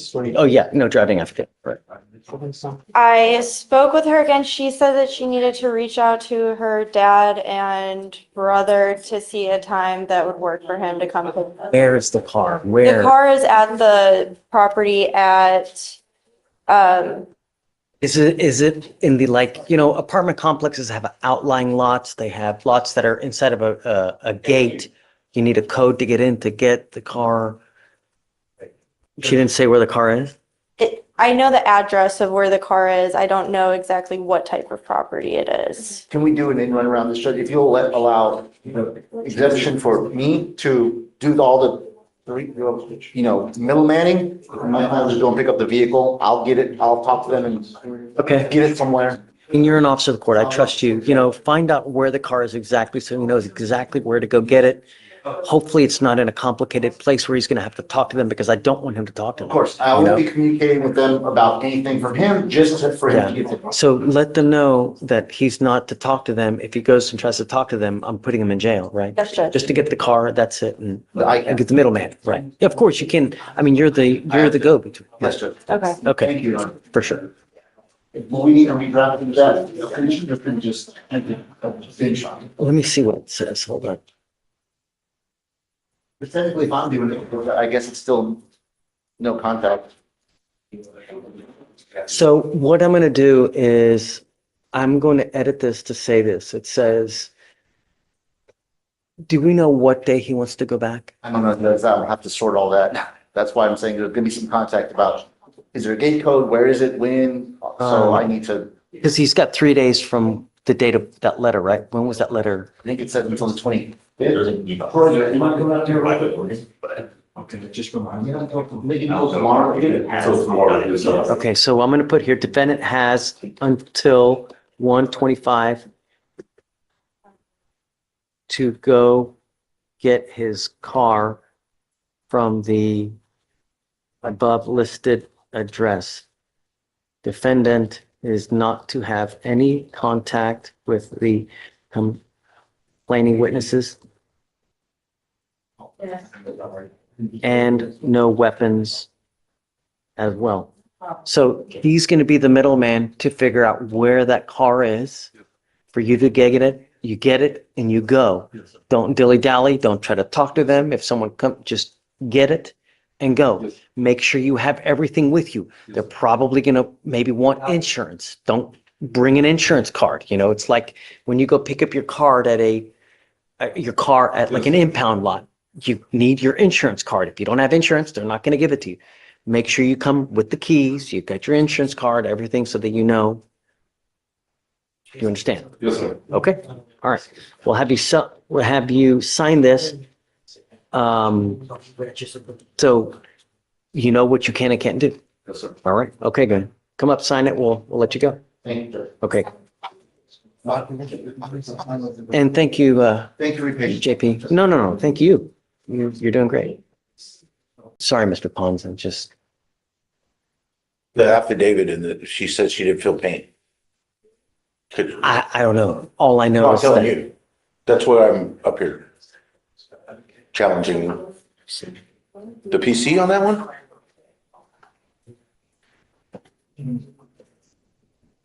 There's an affidavit, a complaint that's provided. There's an affidavit, because in the Hey, DIMS, this is on Corral? This is a new case, right? It's a complaint, so it happened in October 2024. How did it get an affidavit here so quick? Because it's a complaint, the officer's affidavit on the complaint. He states that she stated she didn't feel any pain because she was fighting him as well. But you said that you did feel pain. the complete DIMS. I wouldn't, or that's the problem, is the DIMS is maybe contradicting or inaccurate or different from the affidavit that I'm talking about, that the officer filed with the complaint. So the complete DIMS reads, the complainant stated she did not feel pain at the time of the incident since she was fighting the defendant off of her, and that the officer observed the complainant shaking and crying, and the officer said, due to his training experience, I know being grabbed and bruises being left on her body causes pain. So according to the full DIMS, the complainant didn't say she felt pain. She said that she didn't feel pain at the time of the incident because she was fighting the defendant off of her. And that's what the full DIMS states. And the officer, based on training experience, saw the bruises on her and being grabbed and squeezed and came to the conclusion that it caused pain. It could also be the exact, that what she said was, I was shaking and crying because I was fighting him. She's the one that says that. I mean, I get it. Like at the time, you're in the stress of the excitement, so you're not feeling it. But then after. That's not what she said though, or that's not what Stress. going on. Right. The key thing the officer observed were the bruises on the complainant's arm. He observed the bruising and then came to the conclusion based on that. And what she told him, she did say that the defendant squeezed her arm. And based on that, her crying, shaking, and the bruising, he came to the conclusion that she felt pain due to that being squeezed. I mean, taken as a totality, is that not sufficient for probable cause purposes? I don't know. You have a sworn document where she says one of the elements is missing. And then everything else that he's adding is not in that document. To be more specific, she's saying she did not feel pain at the time of the incident since you were fighting. She didn't say she didn't ever feel pain. She said at the time since she was fighting the defendant off of her. But the officer That's not in that. But the officer never asked, hey, do you feel pain? Why And wouldn't you the officer ask? never asked. He came to the conclusion based on totality. Get it, but I don't know. I mean,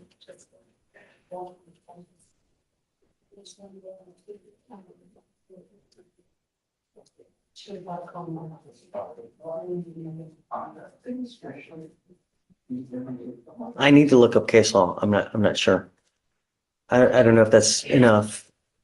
Because I mean, it's such a low standard for probable cause purposes, you know? I mean, I get that you're saying that it's not allegedly pain as an element, but taken as a totality.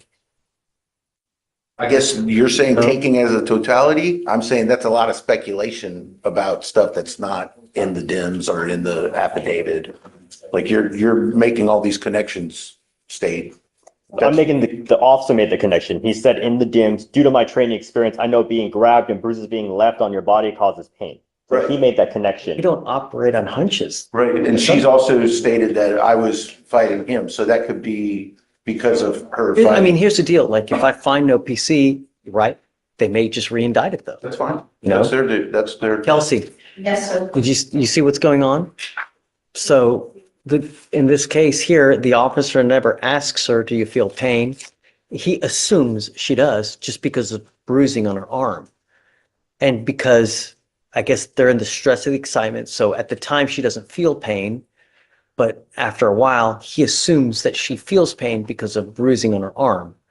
And on bottom our camera, he never says, we don't know. But I mean, this is a probable cause hearing. We haven't seen it. So he wants me to find no PC. If I do though, right. Well, if there are visible injuries, we can go from there. But he's saying that, you know, I mean, if it were like blood, like some kind of tearing of the skin, that's one thing. But bruising, is it possible to get a bruise without feeling pain? Yeah, I do You it know? all the time. If you fall downstairs and you're embarrassed more than in pain, you might be crying or shaking because you're embarrassed or excited, but it's not because of you injuring yourself down the stairs. But Your Honor, that also ignores that she did say the squeeze itself. He mentioning a fall, but in this case, we do have a specific statement about a squeeze. She doesn't say that she's in pain because of the squeeze. So if we play it out in front of a jury, you would always have that statement saying at the time she didn't feel pain. Whatever you said contradicting that, that's fine, but it would not take away that statement that eliminates an element. That's what I'm saying. So maybe a grand jury might find it different, but based on that DIMS, they have someone saying, I didn't feel pain. I think that's kind of like. And Your Honor, I will say at the time, we don't have the full OR, so if you want to find no PC, we can revisit it. And if we want to re-indict it, we can. Okay, all right, I'll find no PC. Okay. Mr. Jackson, you now stand charged with another case. You were charged with possession of marijuana. You are facing up to 6 months in jail and or a $2,000 fine. We are going to do probable cause. You have the right to remain silent. Anything you say can or will be used against you. You have the right to have an attorney present. If you cannot afford one will be appointed to you, sir. Yes, yes. On January 18th, 2025, the officer observed the defendant's vehicle traveling 78 miles per hour in a 60 mile per hour zone, have an expired registration, and failed to maintain financial responsibility on Interstate 45. The officer noticed a prominent odor of marijuana trailing the defendant's vehicle, and a traffic stop was initiated. The officer observed the defendant to be in the driver's seat with a black bag and a female to be in the front passenger seat. The defendant rolled down the passenger window, and the officer observed a cloud of smoke emitting from the vehicle with an odor of marijuana. The defendant was asked to step out of the vehicle with the black bag. The black bag was opened, and the officer observed a clear jar with a green leafy substance known to be marijuana based on training experience, along with a digital scale and individual baggies. The defendant was searched for weapons, and the officer found more packages of marijuana inside his private area. The weight of the marijuana was 1.82 ounces. And Your Honor, if I could adjust probable cause. Okay. Your Honor, so while I don't dispute the reason for the stop here, I think there's a couple things that stand out. So there is a alleged smell of marijuana that comes from the vehicle, and then an alleged cloud of smoke that comes from the vehicle as the windows are open. So first off, the officer doesn't specify whether this is a cloud of course, burnt marijuana, which I would assume, or vaped marijuana, because those are two very different things with two very different distinct smells. Additionally, if the officer is pulling him out and looking for marijuana and he has this cloud, then he would be looking for burnt marijuana, right? So he would be looking for a roach. He would be looking for a blunt. What he does is he looks inside of a plastic bag. If we have embered marijuana or we have a lit blunt, it's certainly not going to be in a plastic bag without the smell of burning plastic. Additionally, the marijuana that is found in the bag is in a sealed glass jar container, something that would not emanate a smell because a glass jar is essentially smell proof. In this instance, I think we have an officer who went too far with the search because we have Mr. Jackson here who did not admit to possessing marijuana, did not admit to this being marijuana. The statute, of course, requires that this has to be marijuana, and we know we have the issues, of course, with the hemp bill. But Your Honor, if you're not aware, you can go into any head shop purchase flowered hemp, open it, and it smells, looks, everything about it is identical I understand, to and that, marijuana. yes, I agree with you for a beyond a reasonable doubt standard, but here, this is just mere probable cause, right? There's a good stop, goes to the car, smells marijuana, there's a plume of smoke that comes out. Not only that, Sean, he signed an affidavit that he wasn't going to drive. He's not supposed to be driving regardless. And I get the driving aspect of it, but I don't see how a cloud of marijuana from burnt marijuana gets you inside of a plastic bag. At that point, it becomes a fishing expedition as opposed to looking for the actual contraband, which he suspects that would be in the vehicle. I don't know. I mean, I think that there's certainly enough to go forward. Beyond a reasonable doubt, I don't know. But this is just a probable cause standard, which is the low stand, you know? So I understand. I'm going to find that there's probable cause to go forward with your case, Mr. Jackson. I ordered you not to drive. He's a driver in this car? Yes, Judge. Okay. I'm now revoking your bond. Goes with you. Sorry, Sean, but you know, he promised us he's not going to drive. He signed an affidavit. He knows. He knew. And Your Honor, will a new bond be set? And if so, can we get that amount set? So I'll leave the first bond as is. The first case, I'm going to do it at 5,001. Okay. So first case, 5,001, and then the new case, of course, I'll would be leave the bonded out first as. one, or the second one as is, though. So he's on bond for 2 cases. He's now picked up a 3rd case. Is this right? That's correct, yes. Mr. Jenkins, you now stand charged with the offense of reckless driving. You are facing up to 30 days in jail and or a $500 fine. We are going to do probable cause. You have the right to remain silent. Anything you say can or will be used against you. Yes, Judge. On January 12, 2025, at 6:26 p.m., the officer observed the defendant's vehicle traveling at a high rate of speed on a feeder road without headlights on. The officer checked the speedometer and it read 80 miles per hour while the defendant's vehicle was traveling faster. This occurred in a 50-mile-per-hour zone. The officer observed the defendant's vehicle make an unsafe lane change, cutting off a motor vehicle and reaching a speed of 106 miles per hour with moderate to heavy traffic. The officer observed another unsafe lane change while attempting to catch up to the defendant's vehicle. A traffic stop was initiated and the officer made contact with the defendant, the driver of the vehicle. Mr. Jenkins, I'm going to find that there's probable cause to go forward with the case. Does he have a valid Texas driver's Yes, eligible. I'm now revoking your bond on the other 2 cases. You will go into custody with me because you picked up a 3rd case, sir. Goes with you. Judge, he also is wanting me off the case. So I didn't know if we wanted to address that. I'm not going to talk to you about this case. You have a lawyer. You need to talk to the lawyer. Talk about my two cases before that, sir. I'm not going to talk to you about this. We'll put you in back if you want. I can give you a new lawyer today. I'll give you a lawyer, another. If you want to get off, and I'll provide you another lawyer. It's the 3rd case. Unacceptable. Here today because you wanted the bond conditions. Good morning, Mr. Barnes. Good morning. Sorry, David, sorry. You made it out. Yes, I did. Just, we're not asking for much, man. Just be careful, behave, don't do anything you shouldn't do, you know? Is those cases are still open in Fort Bend or what? The current case is still open in Fort Bend. It's still pending. Your next court date is down there. This on March, not all the cases are open. One of them still open. Paul Two's representing him. I talked to Paul yesterday and it's set for sometime in March. I can't recall the exact It's okay. date. Have we done PC on this yet or no? We haven't done anything because he was in custody. Right. Okay. So we're going to do probable cause. You have the right to remain silent. Anything you say can or will be used against you.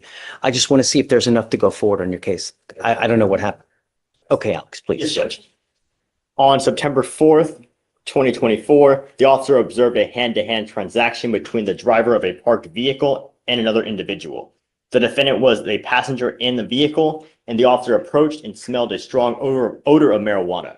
The officer asked the defendant to step out of the vehicle and saw in plain view a scale in the driver's side door, and the officer detained the defendant and the driver. The officer found a bag of marijuana in the defendant's waistband pursuant to a pat-down, and the weight of the marijuana was 1.27 ounces. Telling me he saw him do a hand-to-hand transaction or someone else? The driver of the vehicle was a hand-to-hand transaction, and when he approached the vehicle, he asked the defendant and the driver who did the hand-to-hand transaction to exit.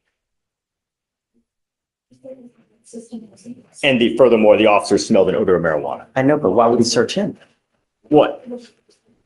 I get it on the driver because he sees the hand-to-hand contact with them, but he's just sitting there. Your Honor, the only thing would be officer safety, just the pat down. That All right, Mr. Barnes, I'm gonna find no probable cause. Just be careful, all right? Really. You hang with dogs, what happens? No. You get fleet. Well, you can get bit too, right? Please. It's a bad dog. Just don't hang out with the wrong people, all right? Come on. Good morning, Mr. Huggins. So understand that your lawyer is here because he wants me to set you a bond.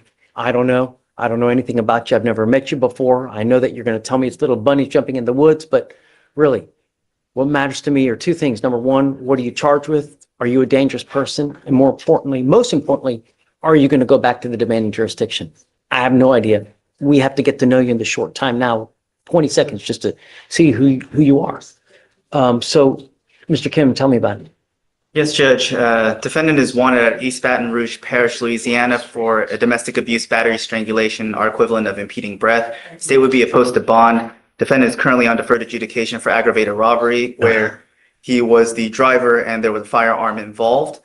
During the aggravated robbery deferred, he picked up a misdemeanor possession of marijuana, which alone, that wouldn't be sufficient to bring up the court. But the fact that one of his conditions on his deferred adjudication was to not consume any marijuana, he violated said provisions, and then now he picks up a strangulation. The warrant was 10 days old when he. So this case here, this is a new case. Yes, Judge. It was issued out January 14th.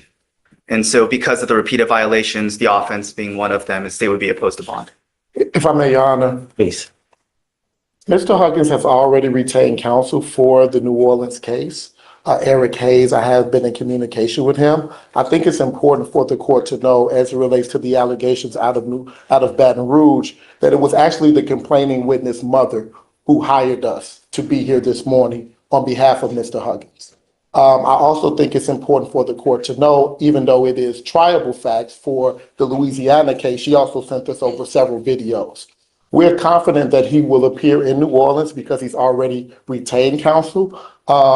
We believe that he won't have a problem complying with all of the things that's been outlined here in Harris County, seeing that he does have strong ties to the community and he is employed. And because of that, Your Honor, we do believe that there are conditions that can be put in place if the court elects to give him a bond, such as an ankle monitor, to ensure that, one, the court knows where he is and that the community is safe. And then also he has already retained counsel, Mr. Eric Hayes, for that matter, out in Baton Rouge. So I believe he's going, I have no reason to believe he won't answer to Baton Rouge, and I don't have any reason to believe he won't comport with the conditions here in Harris. You're a dangerous person, man. How old is he? 22, 23? Yes, Judge. And to add, for what it's worth, he already had a GPS ankle monitor as a condition of his deferred when the strangulation happened, or at least according to the conditions. And Was he not supposed to go there too? No, it's just one of the arguments made by counsel was to have a GPS monitor secure. This is that, it's such a short time. He's picked up this case. He picked up, I guess, a weed case, and he's on probation for an aggravated robbery. I mean, really. Full disclosure, there was a motion to adjudicate, but in the Brenham case that was dismissed. I don't have the files for the Brenham one, but I presume because the deferred was cured that they didn't pursue it. But he was only charged and it was later dismissed, but it was 2023. So obviously very recent. Let me ask you this. Is he on bond for did they file a motion to adjudicate on the aggravated robbery, but then that was dismissed on October 16th. So he has no holds now, right? Currently, yes, Judge. And it was dismissed because the Brenham marijuana case was ultimately dismissed. Yes. I'm not comfortable giving you a bond now, Mr. Huggins. I think you're a dangerous person, man. You picked up that case over there. You're on probation for an aggravated robbery where there's a gun, and I don't know if there's shooting involved, but the good news is that it's only Louisiana. We have buses coming in and out probably 2 times a week to take people back because we have so many people from Louisiana here. So once you waive extradition, Monday, Tuesday, you'll be back in Louisiana. So he's not going to be sitting for not too long. I don't feel comfortable doing it, man. You scare me, dude. So you said he has waived, right? Yes, Judge. Sorry, counsel. But the good news is that he'll be back lickety split, in was it Lafayette? Is East Baton Rouge, currently the aggravated robbery doesn't have a new MAJ based on the impeding or the strangulation, and so I can't speak for the trial bureau, but if they decide to revoke. So Huggin, you got to understand, when you're on felony probation, something like that, you got to live with a halo on your head because you could be looking at 20 years, man. All right. Thank you, Your Honor. Thank you, Judge. Excuse. Yes. Ma'am, you were charged with driving while intoxicated. You're facing up to 6 months in jail and or a $2,000 fine. We are going to do probable cause. You have the right to remain silent. Anything you say can or will be used against you. You have the right to have an attorney present. If you cannot afford one will be appointed to you.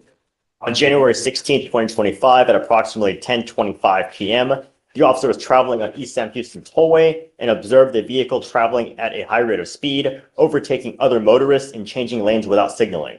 The officer observed the vehicle get on Ship Channel Toll Bridge and pace the vehicle at 75 miles per hour in a 50 mile per hour zone.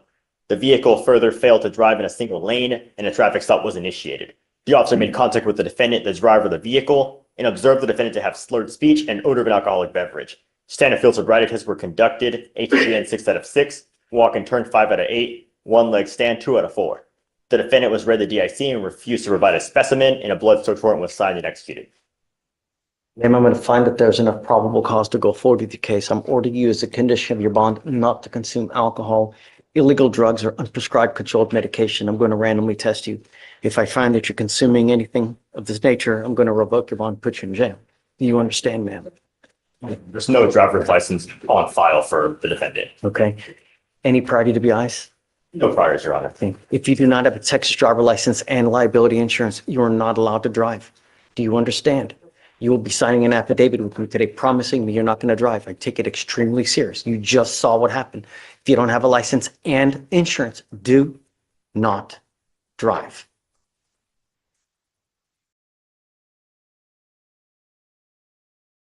Would you like to apply for a court-appointed lawyer, ma'am? Okay.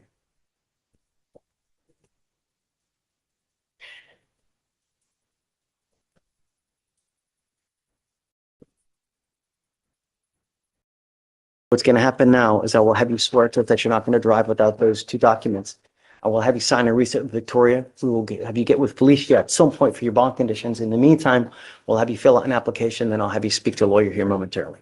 All right? Please. And then if you could give her an application. Mr. Leary, you're charged with racing on a highway. You're facing up to 6 months in jail and or a $2,000 fine. We're going to do probable cause. You have the right to remain silent. Anything you say can or will be used against you. You have the right to have an attorney present. If you cannot afford one will be appointed to you, sir. Yes, Judge. On January 13th, 2025, at approximately 12:51 a.m., the officer on-viewed 2 vehicles at the block of Tomball Parkway, blocking the moving lane of traffic. The officer observed a white Jeep and an orange Corvette line up directly next to each other side by side, and the vehicles accelerated at the same time at a high rate of speed. The traffic stop was initiated of the white Jeep, and the officer made contact with the defendant, the driver, who gave his name and was identified by his Texas driver's license. The other officer stopped the Corvette and detained the second defendant. The driver was positively ID'd by the Texas driver's license. Know how fast they were going? Your Honor, they do not specify in the DIMS. Okay. Mr. Leary, I'm going to find that there's probable cause to go forward with your case. Have you run his license, see if he has it? Eligible, Your Honor. Okay. I'm ordering you as a condition of your bond not to participate in this kind of behavior again.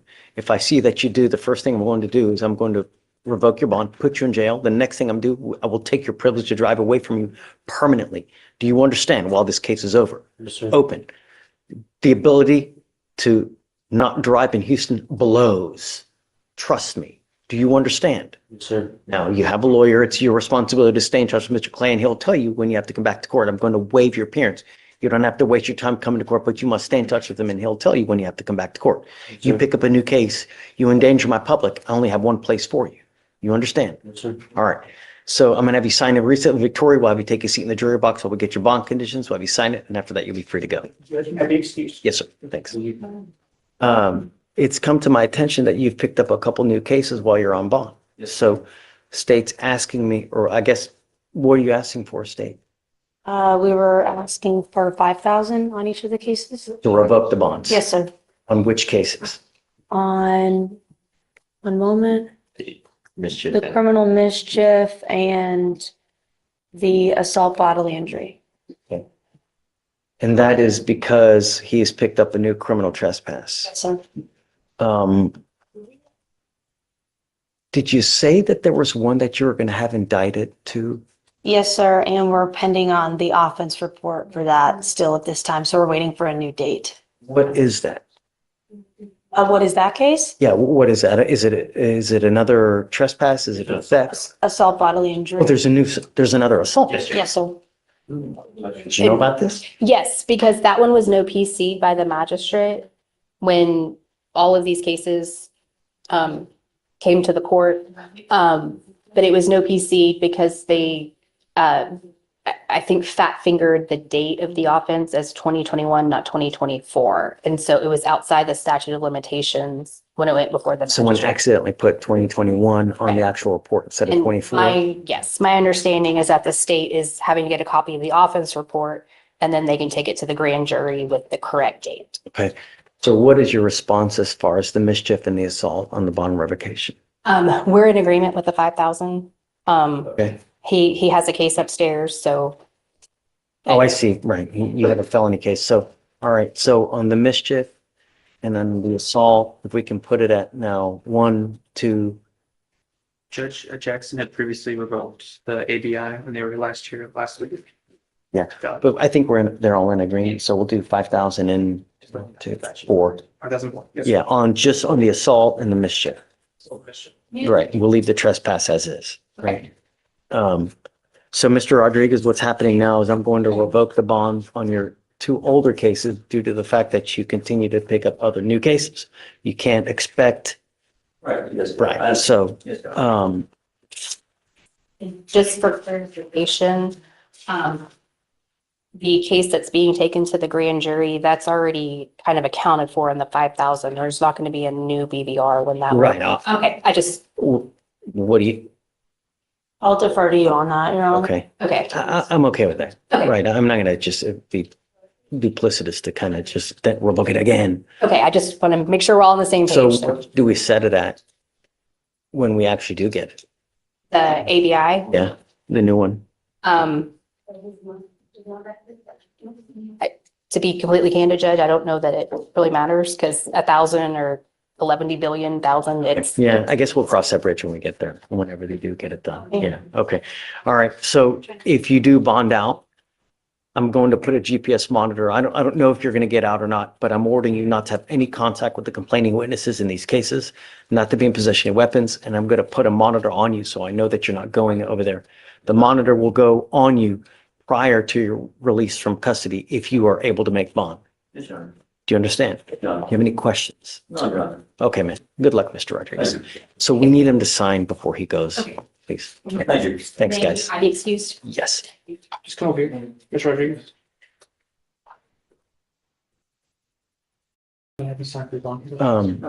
So I will, Kelsey, I'm going to grant the motion that you did in the queue, the motions that you filed, I'll grant them. Thank you, sir. Okay. Are you ready? Okay. Judge? Yes, ma'am. I already done it. We're good? So what I'm going to do, just unset term. Yeah, he's a big boy. He knows. We're done. Doesn't want the help. We'll just unset term and then he's just free to go. So just, nope, just admonish him if he picks up another case. Thank you. Yes, ma'am. Mr. Butler. Yes. I'm ready. Really Hassan that's on the dock. You've been so patient. What's that? You've been so patient. Yeah, well, I had some rounds to make this morning. Hassan. Yes, Hassan. So she's here from California. So what happens is she's on PTI. We get notification that there's violation. We hadn't pulled any of the stuff to really take a look at it. She's given me. You've not seen what the violations are? I'm sorry? You've not seen the violations? No. I've seen like the kind of the blanket thing where they allege the usual, like a blow, something like that, or a missed blow. Ms. Hassan, come up. And so what we're going to request is obviously a reset to be able to speak to the appropriate person. Ms. Geis, I believe, is in charge. Has she already been booted out? No, this is the initial, they always, Everything didn't have to hold the PTI program, she would. But because I guess everybody is in limbo, they're just waiting.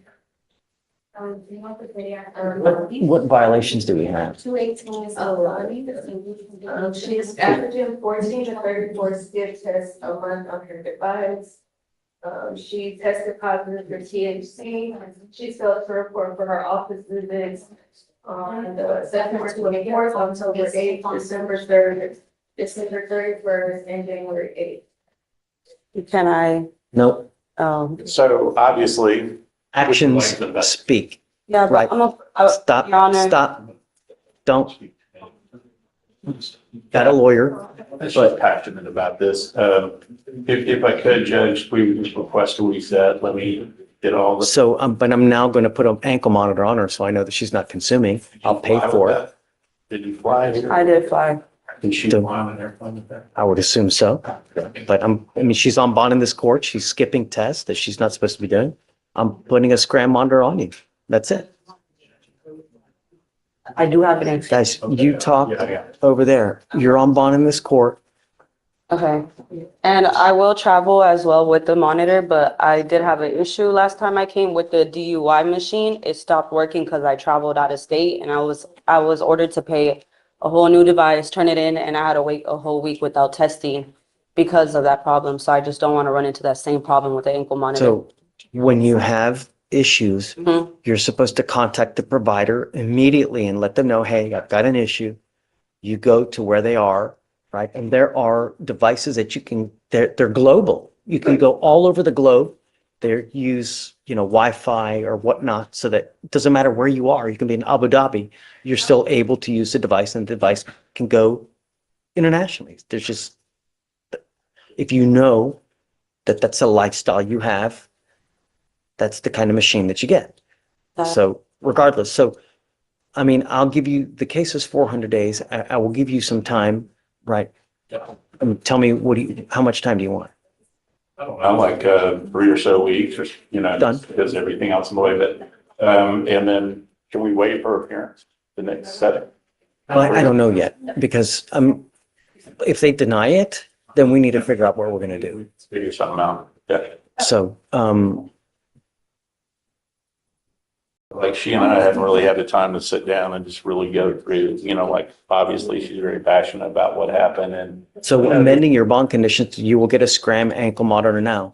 If I find that you're consuming alcohol, and I don't care what it is, I don't care if it's mouthwash, I don't care if it's a tequila lollipop, I'm gonna revoke your bond. Do you understand? Yeah. Can you run her license to see if she has a license? Yes, Judge, I'll run it right now. Today, At what time? later in the evening, like around 6, 7. So Judge, her flight leaves today at 6 p.m. She's gonna go now. We'll get her in now. Get it done like. Right now. Okay, right. Your Honor, it appears to be a valid California license.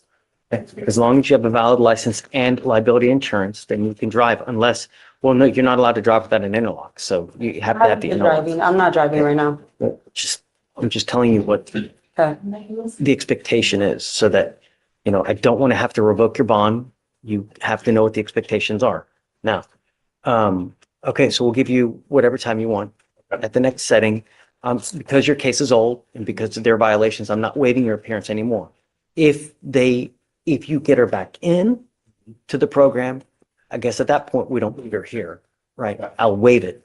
But if it's denied, then she's got to come back here so we can resolve it one way or the other. Okay, I'll just file a new court. Just let me know. Yeah. Okay. All right, man. Good luck. Fair, you are charged with assault bodily injury. You are facing up to a year in jail and or a $4,000 fine. We are going to do probable cause. You have the right to remain silent. Anything you say can or will be used against you. You have the right to have an attorney present. If you cannot afford one, one will be appointed to you, man. Yes, Judge. On January 3rd, 2025, the officer was dispatched to a disturbance at a residence in Harris County, Texas. Upon arrival, the officer met with the complainant, who knew the defendant as his sister-in-law.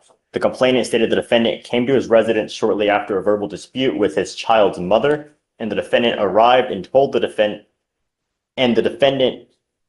told the complainant to come outside and meet with her boyfriend. When the complainant stepped outside, he was assaulted by the defendant by a closed fist to the back of the head. The complainant stated the defendant continued to strike him in the back of the head before he began stumbling down the stairs. The complainant was then assaulted by an unidentified black male while still being assaulted by the defendant and the defendant's sister. The defendant was gone on arrival, but was contacted via a public service by the officer and was ordered to return to the location. Did the other person get arrested as well? It appears there is a connected case, Your Honor. The sister was also arrested. So we have three co-defendants or No, two just co-defendants? Yeah, just the sister, Your Honor. Do you know of alcohol or any kind of, There's no allegations, Your Honor. I see that she's on probation as well.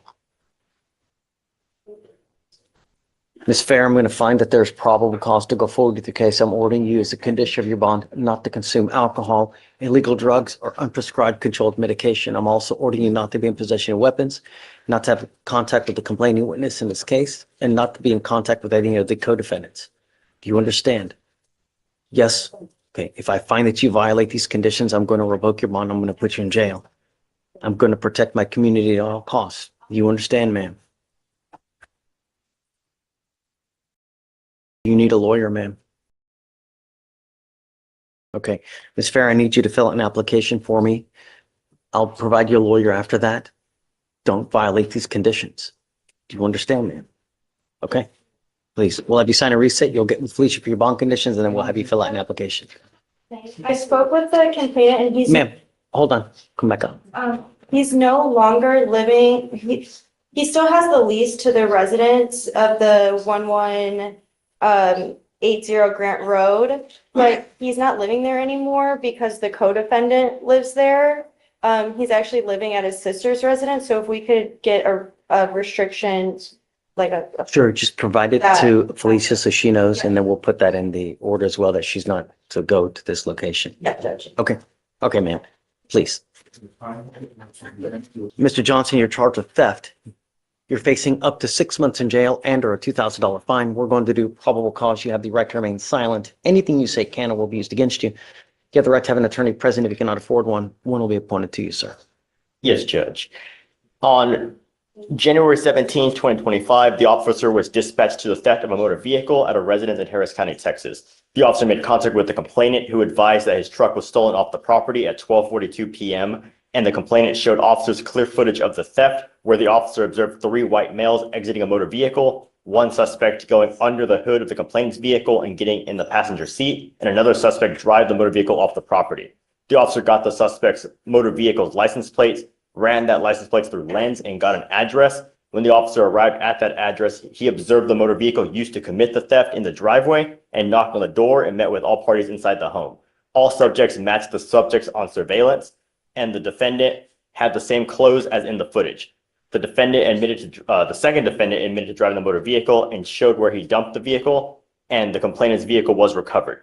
The first defendant, Mr. Johnson, admitted to helping the second defendant steal the motor vehicle.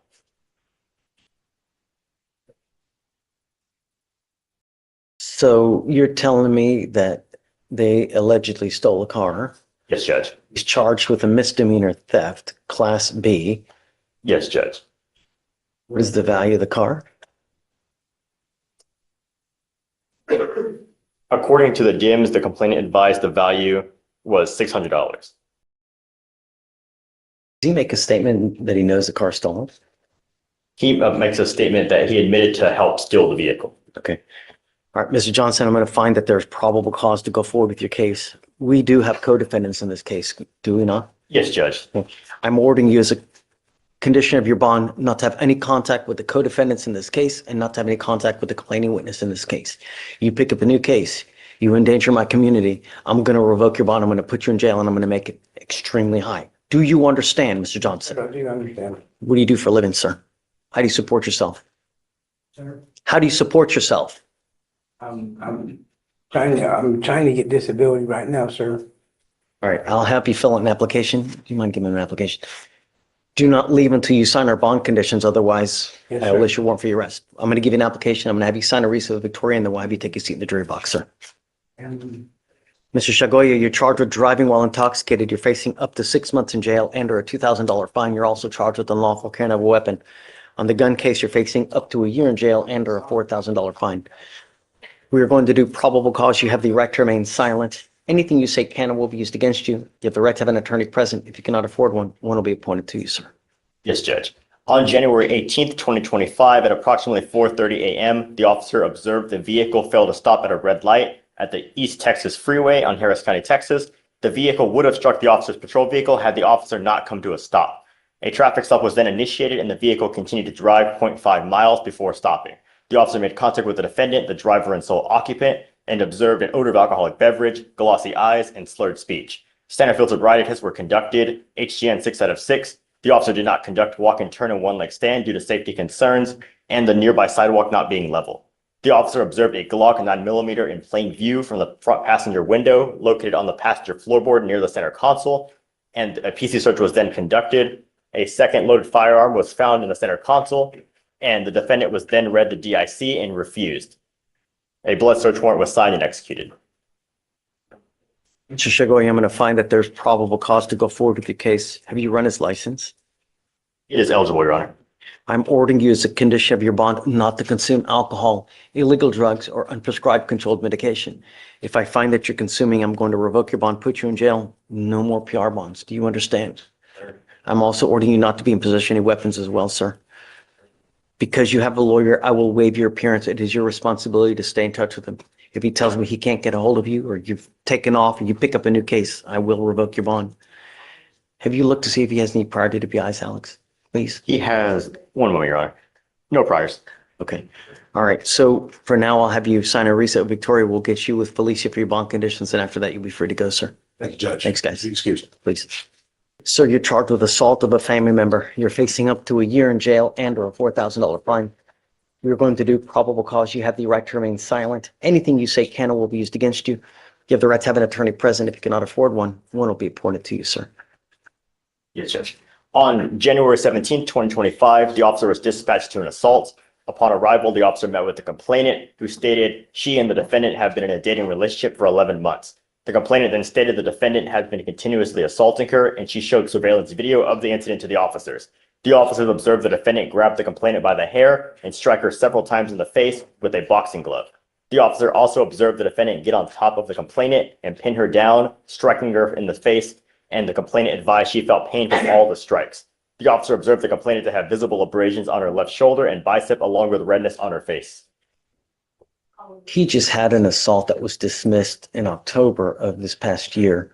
Yes, Is this the same complaining Same witness? complainant. Okay. Mr. Marquez, I'm going to find that there's probable cause to go forward with your case. I'm ordering you now as a condition of your bond not to have any contact with this person whatsoever.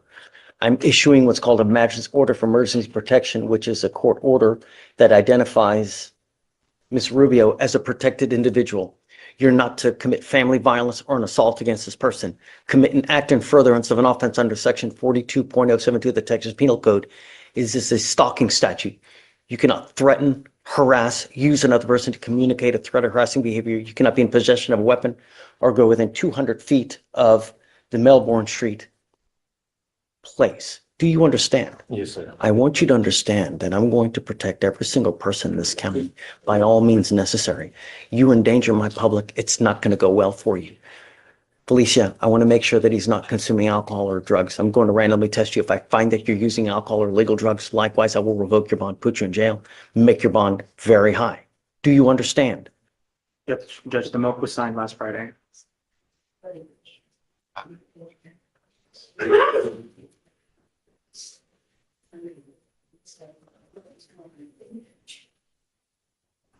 It was signed by a magistrate court. On the 18th, or last Saturday, actually. You scroll all the way to the bottom. Okay. So it looks like a protective order has been issued. I would get to know it because if you violate this protective order, the state can and will file a violation of protective order. That is the capital murder of misdemeanors. Do you understand, sir? Judge, the magistrate also did order a GPS device that was, Yep. installed prior. I'm okay with that. I have it on, sir.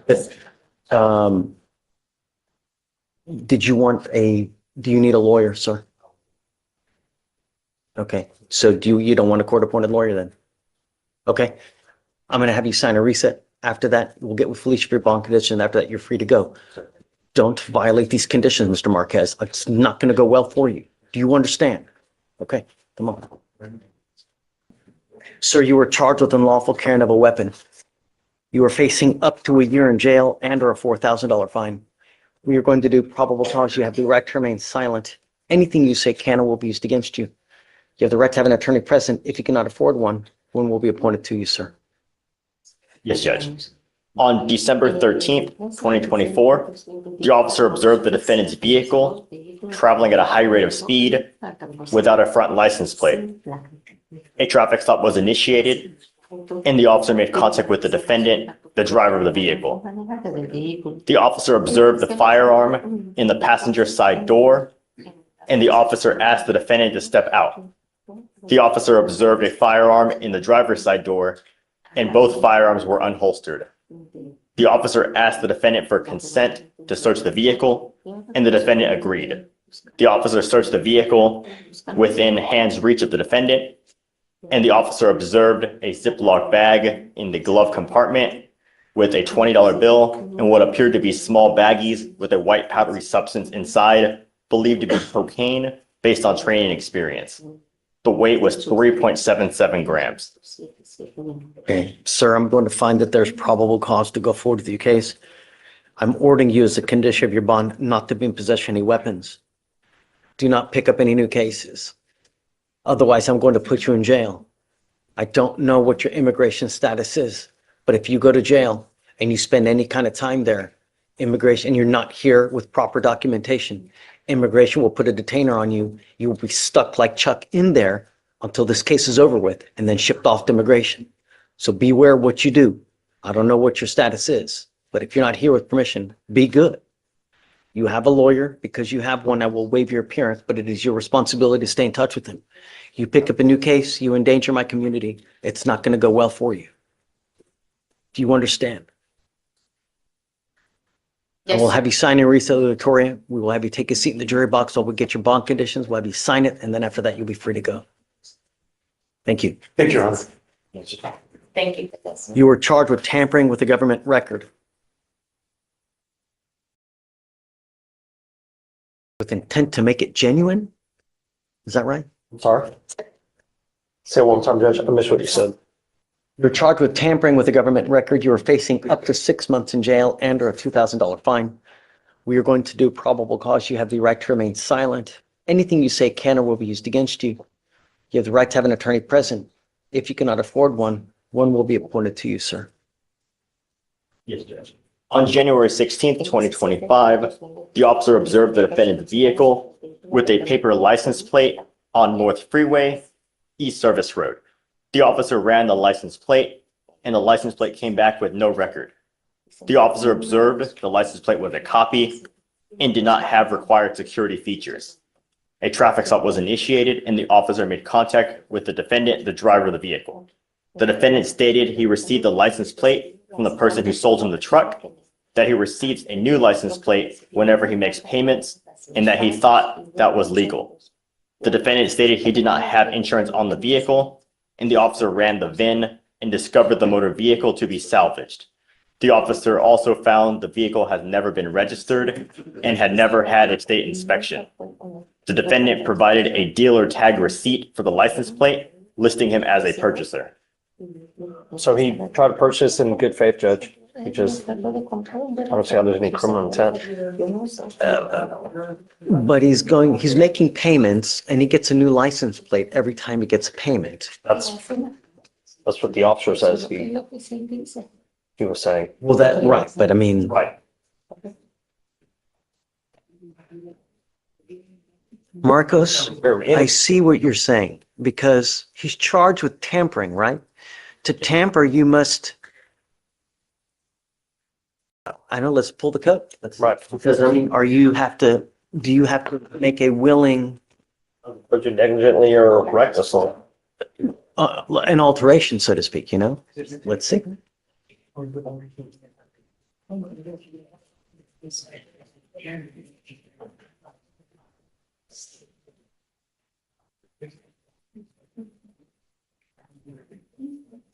$37.10.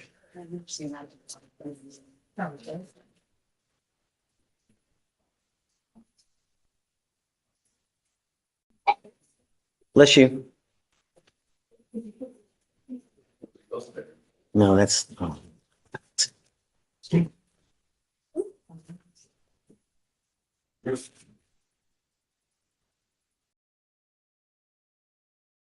Knowingly makes a false entry in the false alteration of a government record. A person commits, yeah, if he knowingly makes a false entry in or false alteration of a government record. Makes, presents, or uses any record, document, or thing with knowledge of its falsity with intent that it be taken as a genuine government record. Your Honor, I think that is what they're probably relying on in this case. if I may, as the information alleges, it's subsection 6 where it possesses a governmental record with knowledge that it was obtained unlawfully.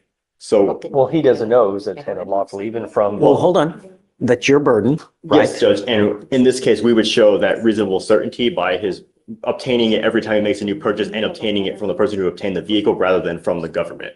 So it would be through that. When I go buy a new car, though, they give me a tag. You know what I mean? So at some point, yes, you're supposed to get something like a license plate from, I guess, a state, from the state authority, right? They give you the license plate, but here, They give you the paper plate and you assume that they're going to do all the paperwork behind the scenes. They send it to the government, to the state agency. Then the state agency sends you the metal plates. if this had been like maybe a month or two that he'd purchased it, perhaps. But if we're talking that he's had this car for like a year, then I don't think that's reasonable. I don't think that's a reasonable argument to make. So, And I don't know how long. and this car purchase, Let me see, Your Honor.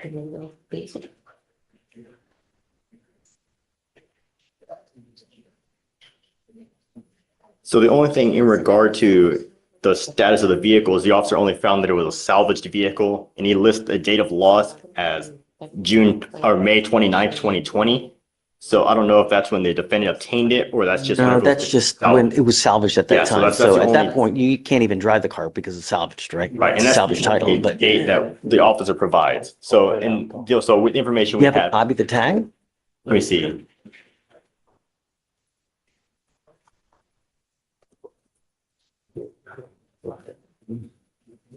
So the buyer's tag lists an expiration date of February 5th, 2025 and lists the vehicle of the 2007 Chevrolet and it doesn't Is list. this, it should say like a date of purchase, right? Why don't we do this? Look, So it says it expired February 5th, and this happened on January 16th, and I just asked him when he bought it, he said it was about a month and a half ago. And I said, how many let's do this. Show me. Let me give you more time. Let me just do a little bit more diligence. Okay. All right. We'll come back, but let me burn through all this because I didn't think it was going to take this much time, but we'll revisit. Okay. Yes, don't worry. So, Mr. Montalongo, you're charged with 2 cases. You're charged with assault of a family member. You're also charged with terroristic threat. Both of those, you're facing up to a year in jail and or a $4,000 fine. I'm going to tell you now, you take off on me again, I'm going to make your bond so high you'll have hair falling out. Do you understand? As it stands now, your case is 1,289 days old on one. The other one is around another 2 years old as well. I'm assuming probable cause has been found already.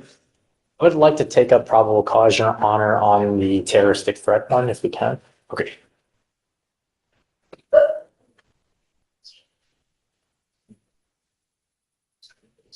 Okay, go for it. Yes, Judge. On February 28th, 2023, the officer responded to a terroristic threat and the complainant stated she is the sister of the defendant and that prior to the day of the call, the defendant had been sending her threatening messages to her phone. The defendant sent a text saying, "I hope you take a punch to the fucking face. I'm gonna break your fucking face with my fist, bitch. I want to hear your bones break." The complainant stated the defendant has been verbally abusing her and has a history of assaulting their father. Your Honor, I believe the key element they're missing in this probable cause for the terroristic threat is the imminency. There's nothing showing that this is imminent, it's about to happen, or is going to happen, or some future event. I mean, I'm going to. I'm going to, it can be very vague, Your Honor. We don't know how long that's going to be. If it's like, hey, I'm coming over right now, or if he said that in person. I think the case law is pretty clear on the imminency on that. For example, like. You're telling me there's case law that says I'm going to is not sufficient? I have to look at the specific words of I'm going to, but it references a future event. So if it's in reference to a future event, it's not imminent, therefore it's not, it doesn't meet the requirement. State response? So what we have is that they had an argument the previous night, and that the morning of the incident, that's when he sent the text saying, I'm gonna break your face with my fist. So that would go towards, it doesn't really address the imminent issue, but it does address a future threat. Montalongo. Your Honor, I would agree with where you were going, I'm going to, and just the overall tone of the Mhm. message is implying imminent and will put a reasonable person in fear. I think so as well. Mr. Montalongo, I'm going to find that there's probable cause to go forward with your case. I'm now issuing a magistrate's order for emergency protection that identifies the complaining witness in this case as a protected individual. You cannot communicate with this person in any manner. Phone calls, text messages, any way. You're not to threaten, harass, use another person to communicate a threat or harassing behavior. You cannot go within 200 feet of where she lives or where she works. Do you understand? If I find that you violate this court order, I'm just going to put you in jail. Got to understand, I'm going to protect my public at all costs. I don't care who you are, what color, whatever. Do you understand? Now, I'm not waiving his appearance because the cases are super old. We got to figure out where we're going. So I'm going to give you guys one setting to figure out where we're going to go. Is discovery complete on both of these cases? It appears that the RIP is missing on the terroristic threat, and on the assault, it's complete. So, okay, so I'm going to give you 30 days. You must be back at that time to figure out what we're going to do. You must either accept a plea bargain from the state, or else I'm going to set your case for trial. You understand? Okay, so if you can please put offers on both of the cases, we'll see you back in 30 days. We'll go from there. Understood, Judge. Thank you. Good morning, sir.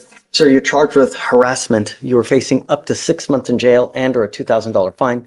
We are going to do probable cause. You have the right to remain silent. Anything you say can or will be used against you. You have the right to have an attorney present. If you cannot afford one will be appointed to you, sir. Yes, Judge. On January 16th, 2025, the officers made contact with the complainant at a residence in Harris County, Texas, who stated the defendant came to the cul-de-sac on a dirt bike, began revving the engine, which got the complainant's attention, and the complainants began recording the incident on their cell phone. The officers reviewed a video from the cell phone showing the defendant sitting on a dirt bike, continuously revving the engines, and the complainants made contact with the defendant, and the verbal argument began. The defendant made the comment, "It's y'all asses. I know where you live. I got y'all." And the complainants feared for their lives, believing the defendant would return to cause them bodily injury. The defendant's residence is only 0.7 miles from the complainant's residence. Judge, I think the facts are going to show this stems from a confrontation that the neighbors had with his children, and that there's more context to the alleged threat that explains that. However, my understanding is. So are they next door neighbors? No, they live in the same general neighborhood, but there's already a pretrial bond condition of no contact. Got it. And I've explained to Mr. Schreiber that staying away from them is good. Really, that's all we're asking to do. You know, you've got a great lawyer, listen to him, he'll take care of you. I am going to find that there's probable cause to go forward with the case. Just don't have any weapons, don't have any contact, and all will be well. Because you have a lawyer, I will waive your appearance, but it is your responsibility to stay in touch with Mr. Downey, and he'll tell you when you have to come back to court. If he tells me he can't get a hold of you because you've taken off, I'm going to issue a warrant for your arrest. Just don't pick up any new cases, okay? We'll have you sign a receipt with Victoria, we'll have you take a seat in the jury box while we get your bond conditions, we'll have you sign it, and then you'll be free to go. All right? Judge, thanks, guys. Please. Good morning, Mr. Humphrey. So you're charged with harassment. You are facing up to 6 months in jail and or a $2,000 fine. We're going to do probable cause. You have the right to remain silent. Anything you say can or will be used against you. You have the right to have an attorney present. If you're not afforded one will be appointed to you. Yes, Judge. The officer was conducting a follow-up investigation and spoke to the complainant. The complainant knew the defendant by name and sight, as they were in a dating relationship for 2 years. The complainant stated they ended the relationship in 2023, but continued to be friends because they worked in the same building. The complainant stated she initiated contact with the defendant via cell phone. The defendant showed up at her location and talked. The defendant asked to hang out, but the complainant stated she was busy. The complainant left the location and got a call from the defendant, and the complainant told the defendant to leave her alone and hung up. The defendant called her 35 times and called her using a secondary number. The complainant blocked both numbers, and the complainant got approximately 100 calls from a no caller ID number. The complainant answered and the defendant told the complainant to unblock her and the complainant hung up. The complainant arrived at her office and saw the defendant calling her and was knocking and attempted to open the door to her suite. The complainant was escorted to her vehicle and the defendant contacted the complainant 39 times via his cell phone, 1 time via a secondary number, 6 times via email, and 100+ times from a no-caller ID. The defendant spoke to the officer and admitted to calling the complainant 100+ times from his primary phone number and his secondary number and sending emails because she blocked him. Mr. Humphrey, I'm going to find that there's probable cause to go forward with your case. You're on bond for murder. You now picked up a harassment case. You're lucky to be out on bond. Now you picked up a new case. I mean, really. I'm ordering you as a condition of your bond not to have any contact with the complaining witness. I'm going to put a GPS monitor so I know you're not going anywhere near this person. I will protect my community at all costs. Do you understand, sir? You're not to consume alcohol, illegal drugs. I don't want you going within 1,000 feet of where she lives, where she works, no weapons. You know, life is really short. It would really suck to spend the next 50 years in a 6x9 box. There's so many fish in the sea. It's not worth it. You know what I mean? Really. Move on. Just, life's way too short. Really.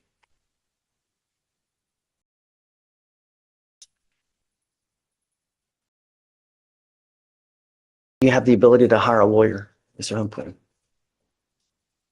Or do you need a court-appointed lawyer? Okay. Just, I want my community safe, man. That's all I want. Please, you know, please. I have an application on file already. So I'm going to have you sign a release of Victoria. I'm going to have you meet with police for your bond conditions. I'll provide you a lawyer here momentarily. Just think before you act. Come on, go by like this. And if you have no income, if you have no education, you're going to be 65, 7-year-old, not without a dime to your pocket, begging to get money just for McDonald's, just to get Burger King. You have this aura of arrogance, of like, yeah, this unfounded sense of entitlement when you've never had a full-time job. Chip and I are aware that there's a lot more to this story and we think it's going to get straightened out. Let me express my extreme disappointment with you, Mr. Poole. You are on bond for an evading arrest, a criminal mischief. You've picked up an aggravated assault of a family member and now a terroristic threat.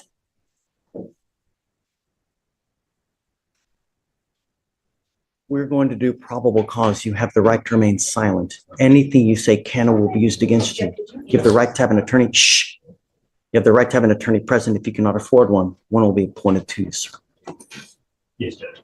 The defendant is the complainant's ex-boyfriend. During a walk-in report, the complainant told the officers that her and the defendant had an on and off dating relationship since the 8th grade, but they broke up in June 2024. In September, the defendant told the complainant, "Stop talking all that mess before I come to your house and fucking shoot you." The complainant told the officers that right after the incident, the defendant sent her photos of a gun in his lap. The complainant stated the defendant also told one of the complainant's friends that he was going to shoot the complainant. So what? Tell me about the ag assault. What happened there? Your Honor, in the ag assault, one moment. In the criminal mischief, is it with the same complaining witness as well? The criminal mischief's from a prior event where we had experimented trying a drug and kind of got crazy and broke stuff with it. Yes, Your Honor. And then for the aggravated Completely assault, unrelated. it says the complainant and her friends went to a party, and at the party, they saw the defendant trying to get in, but was ultimately turned away because too many people were there already. While walking, the complainant ignored the defendant, and the defendant stated, "Are you going to apologize?" And the complainant kept walking. The defendant began cussing at the complainant and said, "I got it on me." And the defendant said the complainant said at that time, the defendant got a pistol from his ankle and pointed it at her. And then witnesses corroborated the complainant's statement.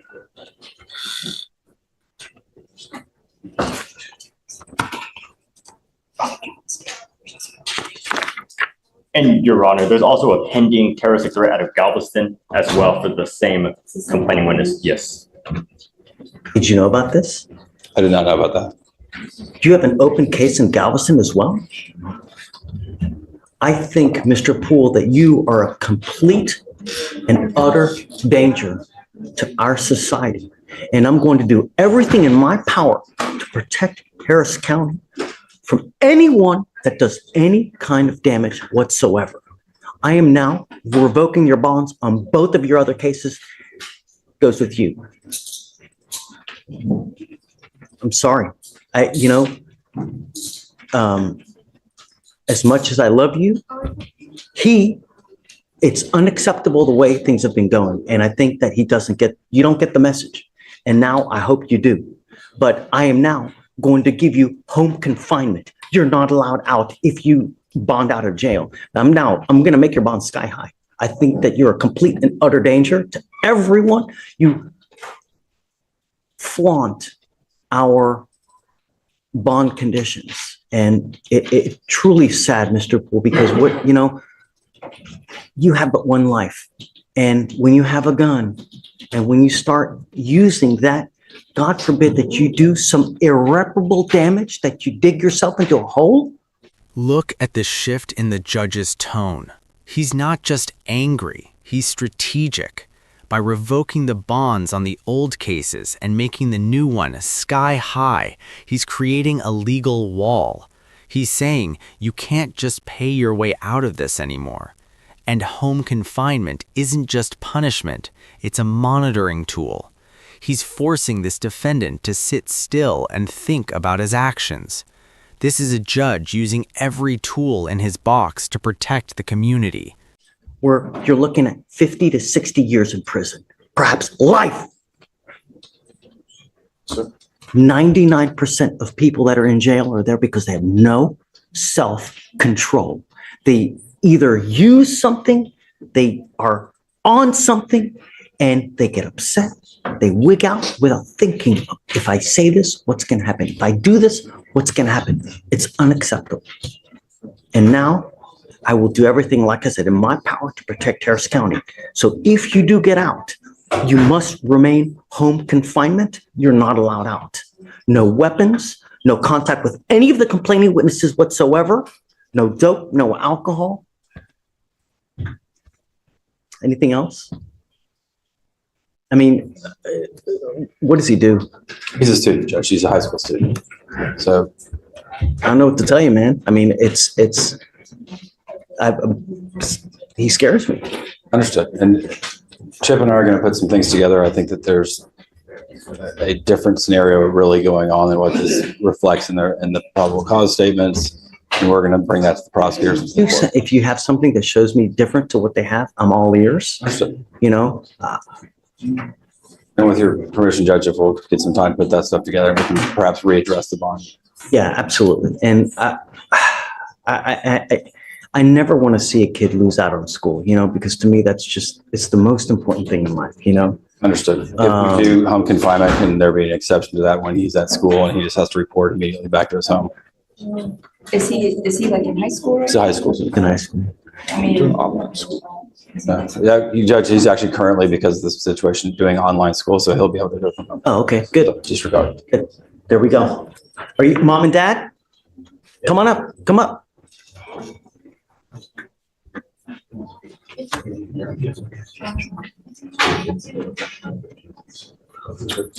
Come over close.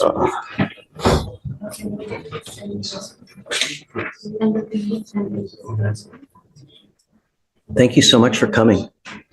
Shh. It's out of control. I don't know what else to do. But it seems that when he's out in public and he's out, partying, as they say, there's a wake of trouble. Did you guys know that he has a case in Galveston as well? No, Your Honor, this is the first time we heard of that. Is it currently open? It's currently open, Your Honor. Something that the lawyers are also unaware of as well, Well, we think it's all one event that happened over a few hours. We don't know. But it's not though. It's not. He's, 12 in December of 23, we have a criminal mischief, an evading arrest. Now, a couple months later, we've got Galveston. It's not.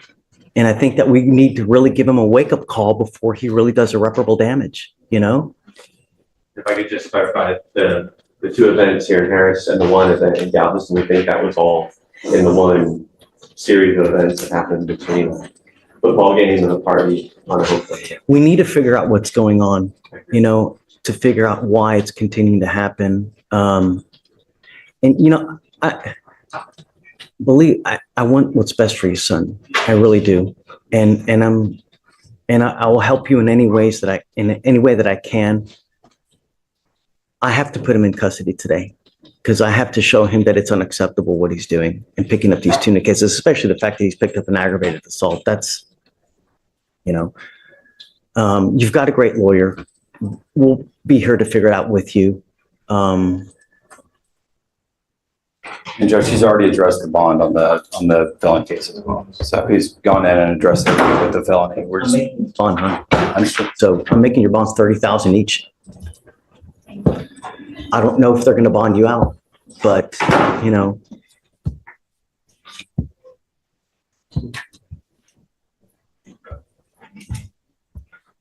If you do get out, you better be on your best behavior, and you are not to go anywhere. What I'd like to do is, you know, I'm going to take him in now.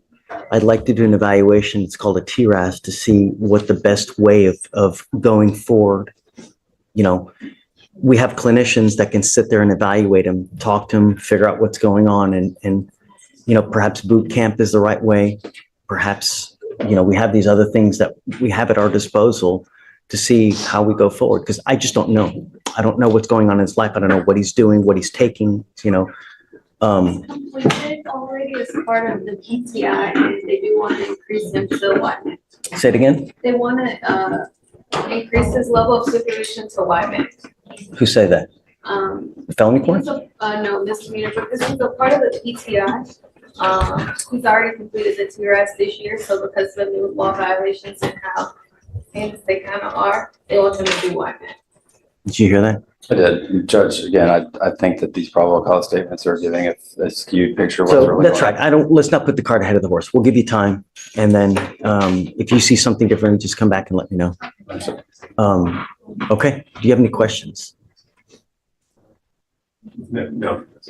If you need anything, always come back. We're here. We'll help you out in any way that we can. And you know, sometimes some kids are harder to reach, but we'll do everything on our power to reach them one way or the other. So we got you. Okay. We'll take care of you one way or the other. Okay. All right. He goes with you. Oh yeah. I'm going to do a mow up. So hold on, Stephen, hold on. Mr. Poole, I'm entering in what's called a magistrate's order for emergency protection that identifies SM as a protected individual. You're not to commit family violence or an assault against this person, commit an act in furtherance of an offense under section 42.072 of the Texas Penal Code, which is the stalking statute. You cannot threaten, harass, use another person to communicate a threat or harassing behavior. You cannot be in possession of a weapon or go within 200 feet of where the person works. If you violate this court order, the state can and will file a violation of protective order, and you violate those conditions, I can have a hearing to hold you at no bond. Zero bond, and I will do it in a heartbeat to protect every person of Harris County. Do you understand, Mr. Poole? Okay? All right, we'll have him sign it, and then.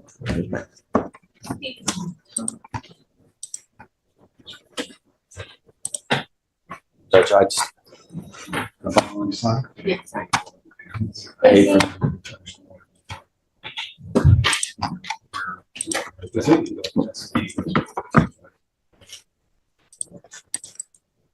Do you know that they are 100? It's on to him. Do you know that they're 100% going to? What do you want? I don't know. I understand the benefit of expressing the gravity to him of having him go into custody and have to bond out, get processed through the jail, spend the night in jail.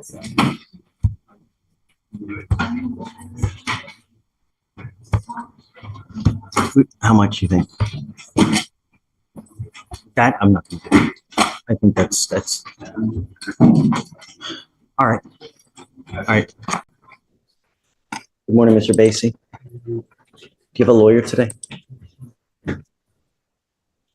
What are you doing about that? What are you doing about that? Like the first time I came, I tried to get to her attention, but she was already talk to somebody to let you know that I ain't got that type of money for a lawyer. Did you talk to any lawyers? I tried, but they all like five. I ain't got that type of money. How many lawyers did you talk to? I called a few of them. A few. A few is two, several is three. Couples two, several is three. How many did you talk to? What do you do for a living? I was working. So what are you doing now? You're not still not, are you working now? Why not? When is the last time you've had a full-time job? You've never had a full-time job? The job I had paid on the table. You were doing what? They paid under the table. How old are you? 34. You're 34 and you've never had a full-time job? Did you graduate from high school? So what are you planning on doing with the rest of your life, Mr. Basie?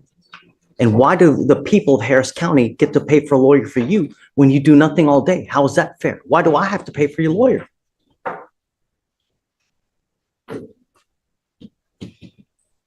Are you high right now?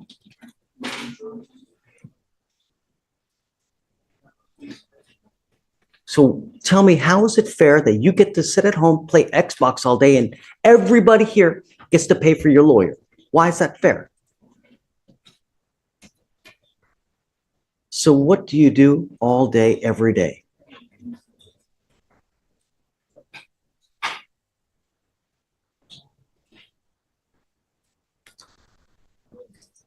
Mr. Basie, I'm making it a condition of your bond that you get a full-time job. And I'm going to bring you back in 2 weeks and I want to see what you have done to get a job. If you've done nothing, it's not going to go well. But I don't understand why the people of Harris County get to pay for a lawyer for you when you do nothing all day. It's not cool. And let me tell you something else, Mr. Basie. Life will go by like this. And if you have no income, if you have no education, you're going to be 65, 7-year-old, not without a dime to your pocket, begging to get money just for McDonald's, just to get Burger King. You have this aura of arrogance, of like, yeah, this unfounded sense of entitlement when you've never had a full-time job.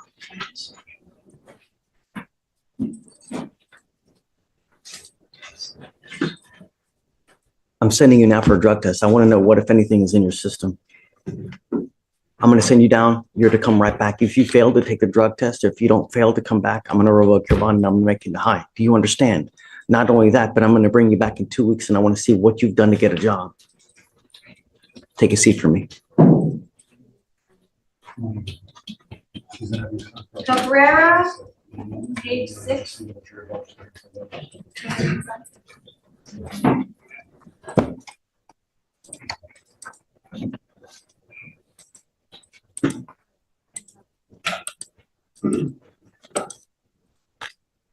What? Cabrera, page 6. Good morning, Mr. Cabrera. Do you have a lawyer today? Sir, Tell me what you're doing about that. I talked to some lawyers and due to the stipulations of the bond, I had to move out of the house that I was living in because I was right next door to the complainant.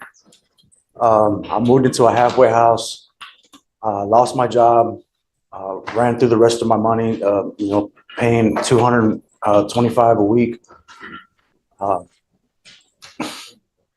I'm looking for a job and right now I'm living in the streets. When is the last time you've had a job? A month. Doing what? Landscaping. Why'd you stop? I got fired. For what? It's a landscaping job. How can you get fired for landscape? I don't know Spanish, man. It's a big old deal. You have a prior theft, possession of marijuana, delivery, burglary of a motor vehicle, burglary of a motor vehicle, burglary of a motor vehicle, delivery, theft, PCS, trespass, unauthorized use, theft, assault, and now this. How many court-appointed lawyers have you had on all of those cases, Mr. Cabrera? Too many. Have you had a court-appointed lawyer on every single one of those cases? It's time for you to get a job. I'm now making that a condition of your bond. You need to get a job. Nothing is beneath you. It doesn't matter if it's working at a fast food place. A job is a job and you need one. And I'm now making that a condition of your bond. And I'm going to bring you back in 2 weeks to see what you have done to get a job. And if you've done nothing, life will not be going well for you. Do you understand? And me. But it's time for you to do something worthwhile in this life. Why don't you go to a trade school? Why don't you learn a habit like welding, pipe fitting, doing something where you can really earn a living instead of being on the street doing nothing? How about mental disability? No, it interferes with my work. I've had over 40, 50 jobs since I was 17. Here's what we're going to do. Job over. Here's what we're going to do, Mr. Cabrera. Can you give him a flyer to the Fresh Start thing, please? And then we're going to give one of those to Mr. Basie as well. We have a Fresh Start program that is on November 4th, where there are going to be employers there looking for people to give jobs. I want you to go to this thing, and I'm going to be there too. And we're going to see about what they can do, because they're going to be hopefully handing jobs out left and right. You need to be to this thing. Do you understand?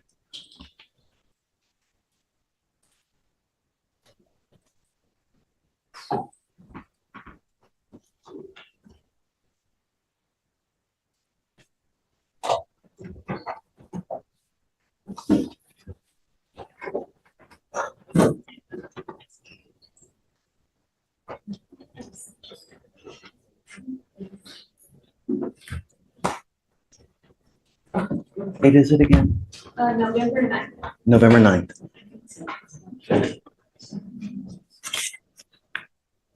You know, what we need to do is we need to now make a list, because this is probably like the 4th or 5th person that we've told to come to this Fresh Start. So, and I don't want to forget who it is. So let's.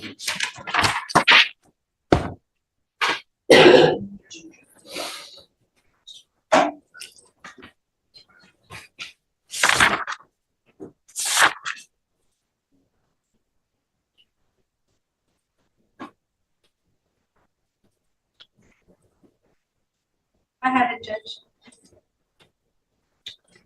Did you, the other ones as well, or no? Just the two from today. Yeah, okay. And then I'll start making a list. I'm gonna go by.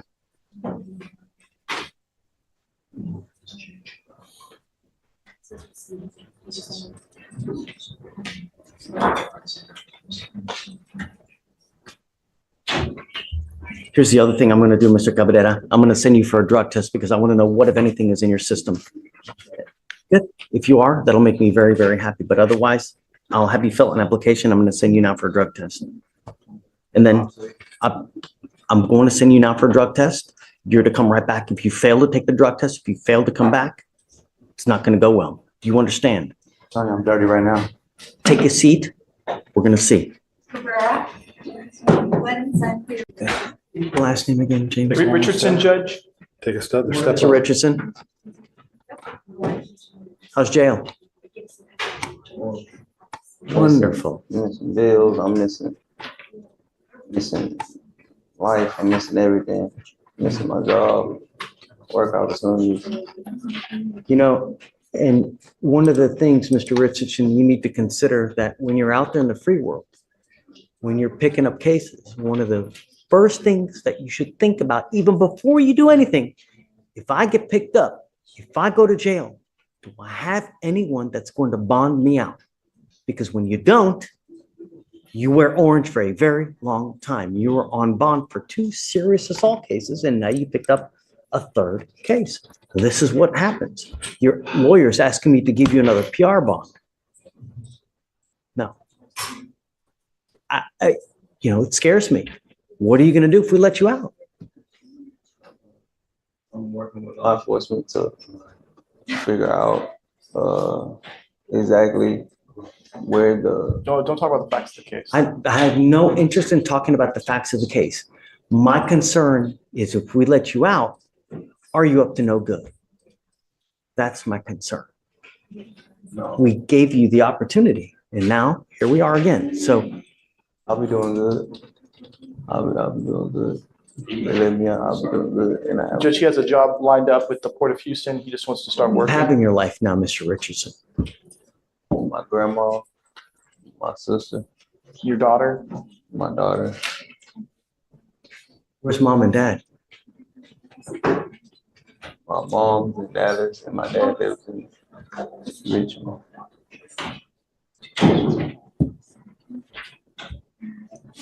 Do you have no interest in getting in contact with either of them? Yes, I do. But I work. I have paying jobs, paying jobs. And I don't think my dad has a job. Or he is a Say hi. cop, something like that.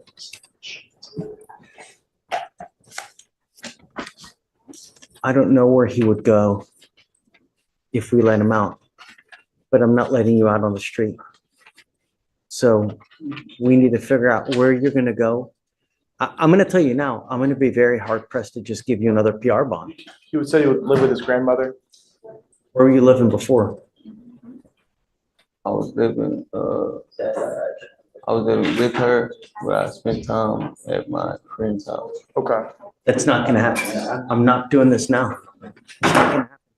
We need to figure out a place that you can go to, that you've got a permanent home to go to, whether it's gonna be grandma, mom, or dad, but friend's house, it's not gonna work. And then I'm gonna tell you, if I do let you out, you're gonna have a whole host of monitors, so I know where you are at all times. You've now picked up your third case. I'm gonna do everything I can to prevent you from picking up a fourth. Do you understand, Mr. Richardson? Sir. Okay, so, start talking around with family members, see who's gonna, who's able to take. Reduce his bonds at all, Judge? Of course. Can we reduce them to 2,500 each at least? I don't know if he'll be able to make that. So it'd be 25. Okay, thank you, Judge. But I'm gonna tell you now, I'm not letting you out on the street to just roam it, because nothing good happens on the street in the middle of the night and you just roaming it. So if you want to get out, you got to find a good place to stay. Grandma, mom, dad, somewhere where it's reliable, that you got a bed and not just a friend. Do you understand, Mr. Richardson? I would say a friend, but it was more of a partnership, business partnership. But they didn't hold up on their end at all. So you can, my grandma could give me a PR bomb where I work. I'll let you guys figure it out.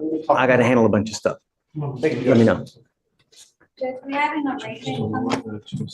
Let me talk to Carl first. Good morning, Miss Lathan. Thank you, Mom, for coming. Appreciate it. Miss Lathan, you're charged with assault of a family member. You're facing up to a year in jail and or a $4,000 fine. We're going to do probable cause. You have the right to remain silent. Anything you say can or will be used against you. You have the right to have an attorney present if you cannot afford one. One will be appointed to you. Okay. Judge, the complainant reported being assaulted by the defendant, who is the complainant's daughter-in-law, at the defendant's residence in Harris County, Texas. The complainant stated she was at the residence with the defendant for the complainant's son's birthday. The complainant advised she engaged in a verbal altercation with the defendant about the child not saying goodbye. The defendant got into the victim's face and the defendant lunged at the complainant as if the defendant was going to strike her. The complainant stated her son and husband attempted to separate the defendant and the complainant, but the defendant was able to kick the complainant's right breast, causing a high level of pain due to recent breast cancer surgery. The complainant stated the defendant yelled, quote, "I will fuck you up," as she was pulled away. The defendant stated they had a get together for the defendant's husband. The complainant became upset during that conversation, and the complainant was slamming doors, yelling and getting in the complainant's face, but did not kick the complainant as she was 9 months pregnant. The defendant was identified with a Texas driver's license. I make your statement, Judge. And so this case was it 6 months later that it was filed? They never spoke to any of the witness. Janitha was present at that time. Terrell, who's a bailiff upstairs, was present at that time, which is Jillian's husband. He didn't want to go through the whole IED deal and give a statement just yet. But I did provide a witness statement from Janitha where she was there. She was 9 months pregnant at the time, Judge. She had her baby a week later. Her mother-in-law did have breast surgery, cancer surgery before on her breast, but she couldn't lift her leg up 3 inches, much less high enough to kick her in the breast. Police officer had none of the information with regards to Janitha being present. Janitha was there. There was the mother and the Terrell and the father holding the two back, I guess, from each other like this. It was split up, and then that was it. 6 months later, charges were filed against Miss Lathan, and that's it. Officers never spoke with anyone, didn't get the other side of the statement. Janitha did provide a witness statement. The court can ask Janitha. We're open to the court asking the questions to Ms. Kimbrough. She didn't witness anything after it was split up. They went home, I guess, Janitha, and then that was it. There was no physical contact, anything of that nature. Nothing. Give a response, Mike. Judge, I haven't read the offense report thus far. I know that this is what the victim has reported. I don't know who the investigator spoke to, but I know this was a delayed report. That's why the 2B warrant was filed. There was no documented injuries, Judge, no photographs, no nothing. They just on their own volition. Remember, this is just mere probable cause, right? So, and the fact that, she's pregnant is unable to, I don't know that, right? So all this is a probable cause. It doesn't mean that you're guilty, right? Just it's a mere probable cause. There's still a lot before someone can be found guilty beyond a reasonable doubt. I mean, that's a lot higher standard than what we're just doing today. I am going to find that there's probable cause to go forward. What's the dynamic now? I guess it's 6 months down the road. I mean, they all do they want to have contact? Do you still have contact with your mother-in-law? So on Marilyn, is there still contact between you guys? On and off, not too much. Okay, so the only thing I'm going to ask is just don't have any threatening or harassing contact with this person. That's all I'm going to ask you to do at this point, okay? I'm not going to put any other conditions in your bond. Just be careful. Don't pick up any new cases. You got a great lawyer. I will waive your appearance. You don't have to waste your time coming to court. Mr. Kamek will tell you when you have to come back to court, and that's all there is to it. Just be nice. Don't pick up any new cases, You guys have any questions? That's it. So for now, what I'm going to do is I'm going to have just Michael create the bond conditions. We'll have you sign it, and then you guys are free to go. Just do your thing and just have fun. Judge, did you set a bond amount? Oh, Mr. Torres, you're charged with assault of a family member. You are facing a year in jail and/or a $4,000 fine. We are going to do probable cause. You have the right to remain silent. Anything you say can or will be used against you. You have the right to have an attorney present. If you cannot afford one will be appointed to you, sir. On October 15th, 2024, officers dispatched to a welfare check at a residence in Harris County, Texas. Officers made contact with the complainant, who was observed to have a fresh, large bump to the back of her head. The complainant was observed to be very scared to speak to law enforcement at the time of their arrival, while the defendant was in the area. The complainant insisted that she wanted to leave the house and get out. The officers made contact with the defendant, who stated that him and the complainant had been dating for about 1 month and had recently had a couple verbal arguments. The defendant stated that he was outside and heard screams coming from inside, and when he came inside, he found the complainant on the floor in the living room and that she had fell from the stepping stool that was in the living room. The defendant stated that the argument never got physical between them, and the officer contacted the witness, who called in the welfare check and stated that he received a message from the complainant of a picture of a firearm. The witness stated that the complainant began sending him audio through WhatsApp, and on the audio, you can hear the complainant say, "Jose, run. He is going over there with a firearm. Run now." The second audio that was sent from the witness, you could hear the complainant telling him, "I was able to take the firearm away from him, but he had a knife. Run." The witness stated he called the complainant and was able to hear a disturbance between the complainant and a male. The complainant tells the witness, "I don't want to die," and the witness then overhears a male yell, "If you call the police, it will get worse." And then that's when the witness he heard them arguing, and he can tell the defendant's mouth was then covered and can no longer talk. And then the complainant stated the defendant was upset that her ex-boyfriend was trying to pick her up, so the defendant placed a firearm inside his waist and said he was going to look for her ex-boyfriend, and he left the house. The complainant stated the defendant returned a short period later and continued to argue with her about leaving the house. And when the complainant was exiting the master bedroom and going towards the living room to leave, the defendant pushed her back, causing the complainant to fall to the ground and hitting her head with the floor. The complainant stated she lost consciousness after she fell, but when she woke back up, she was already laying on the bed when the defendant was there pleading that he was sorry and he didn't mean to hurt her. The complainant stated she did feel pain. And that's it, Your Honor. So it is the pushing and falling on the floor and getting hurt that way. Okay. Mr. Torres, I'm going to find that there's probable cause to go forward with your case. I'm ordering you as a condition of your bond not to have any contact with the complaining witness in this case. Do you understand? You don't understand? No, not one time. He said, no, he's not gonna have contact. Okay. I'm also ordering you not to be in possession of any weapons. No guns. Do you understand? If I find that you have a weapon, if I find that you try to have contact with this person, I'm going to put you in jail and you will not get any more PR bonds. Tell me, are you a United States citizen? Yes, sir. You are? I'm entering in what's called a magistrate's order for emergency protection. This is a court order that identifies Yolis Hernandez as a protected individual. You cannot commit family violence or an assault against this person. Commit an act in furtherance of an offense under section 42.072 of the Texas Penal Code, which is the stalking statute. You cannot threaten, harass, use another person to communicate a threat or harassing behavior. You cannot be in possession of a weapon or go within 200 feet of where she lives or where she works. Do you understand? If you violate this court order, the state can and will file an additional charge against you, violation of a protective order, and then it's really bad. Do you understand? If you ever have any questions, Mark can help you and guide you through this. Because you have a lawyer, I will waive your appearance so you don't have to waste your time coming to court, but you must stay in touch with Mr. Metzen. He will tell you if and when you have to come back to court. If he tells me he can't get a hold of you because you're playing games, I will issue a warrant for your arrest. So don't pick up any new cases, no contact and no weapons. That's it. Do you have any questions? Okay. As far as the bond is concerned, we need to take care of that. Yes. Do you have any prior criminal history that you guys see? Alex? I can run his NCIC. In Texas, no, Your Honor, I don't know.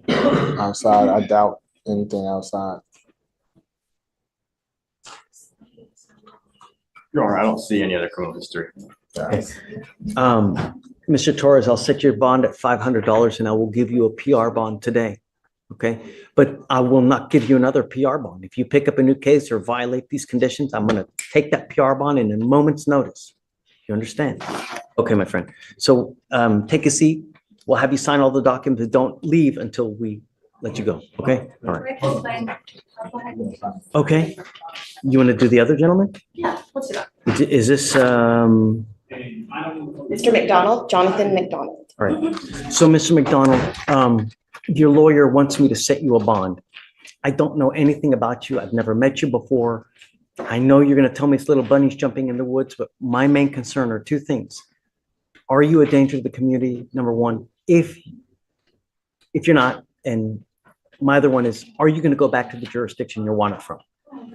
My other main concern is what you're wanted for, because I don't know. So, Amy, tell us about Mr. McDonald. Yes, Judge Fletcher. So he's wanted from Faulkner County, Arkansas for a theft by receiving $1,000 to $5,000. It's a felony. You looked at his criminal history and would be opposed to a bond at this time. He had concerns about the danger of the community. In particular, he had in 2024 an arrest that resulted in 7 open charges. So he had 7 open charges did you say last year? This year, 2024. Oh, Yeah. Felony possession of a firearm by certain persons, driving with license suspended, failure to pay license fee, theft by receiving, which is separate from this one. And then a fake license plate, possession of controlled substance, and possession of drug paraphernalia. He's also had in 2021 forgery dismiss, felony property dismiss, felony domestic battery 18. He's had a federal firearm charge from 98, federal assault on a postal employee from 99 that ended their probation. And he's had 2 guilty convictions for theft of property and burglary in 88. So at the time, you should be asking for no bond for those reasons. Is he on probation or parole right now? Do you know? Not that I know of. Dave's gonna come up in a second to tell you for sure, but I don't see that he's on it now. What's your position? Judge, we're asking for a bond because it looks like the Faulkner County, Arkansas case, this theft by receiving, it's not violent. Additionally, it was a warrant, so there's no failure to appear or any issues like that. I did, His 8th charge this year, right? I wasn't aware of that. Can I speak? Yes. Sure. Okay, she asked me about being arrested. Let's not talk about the case. Okay. We're talking about my case. My only Okay. concern is, I mean, you've got 8 cases this year. 8 cases this year. May I, to the judge? Okay, Judge. I flew into Arkansas. My mom was dying. Whoa, let's not talk about Well, that. I have to give him some background so you can see what happened. I borrowed my ex's vehicle. No, let's not just talk about that. Let's just not talk about that. Okay, well, let me get to it. That's been just, I don't know why that ain't showing up. That's been dismissed. The only thing I've been charged with, the only thing I've agreed to is paraphernalia and her vehicle, not mine, her vehicle. But she's saying, everything. Is it dismissed? Or out of the 7 charges, what happened? I'm saying that they're It was arrested. Dave dismissed. said that they're open charges. It was dismissed. Still open. That's what Dave said. But I am saying that he was arrested for them. They're all still open. The prosecutor dismissed all that gun stuff and all that. My lawyer just contacted me last week. The date where everything was supposed to have been done, they changed it to January 25th. I'm pleading out to the insurance and stuff on the vehicle. It wasn't my vehicle, but I'm pleading out to because I was driving it. And paraphernalia. Okay, so in That's January it. you'll be pleading. To paraphernalia. Yeah, So misdemeanor. all 7 cases are still. Everything gone. Only thing is, My concern is that when you have all those open cases, it makes you more of a flight risk. I've never fled from anything. In fact, Your Honor, But you're here. listen, I didn't flee. I never I had. think it was, they filed a new case. They He's saying filed, I that was it told. wasn't, he did not flee. It was a warrant. Is it 2B? Yes, that's what my client stated. But what I will tell you, Your Honor, the conviction she made in 1999, granted, yes, I did go into federal custody. The judge gave me a self-surrender.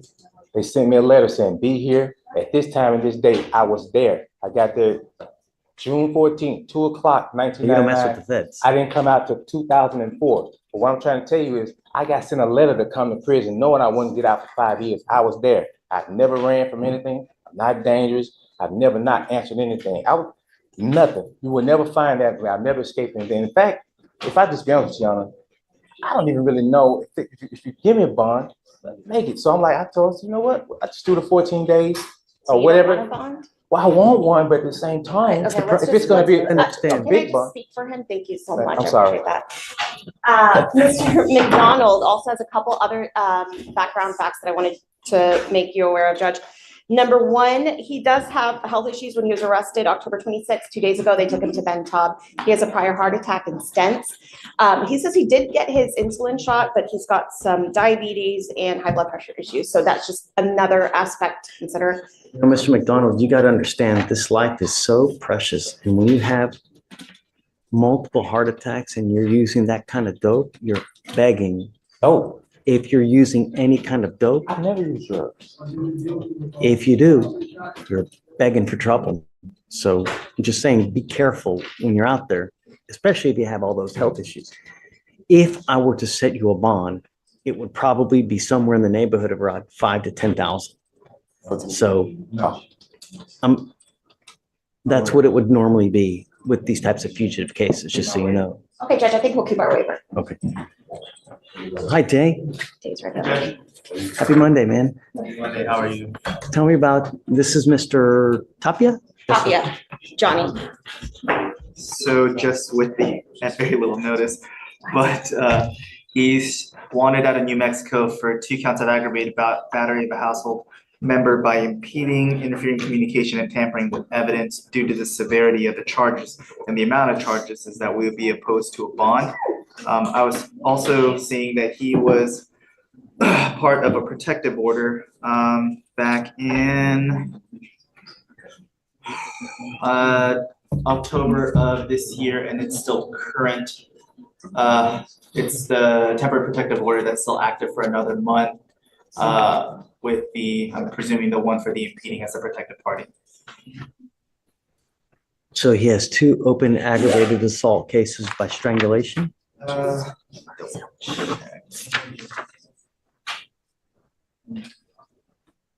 Strangulation or suffocation, interference with communications, battery on a household member, tampering with evidence,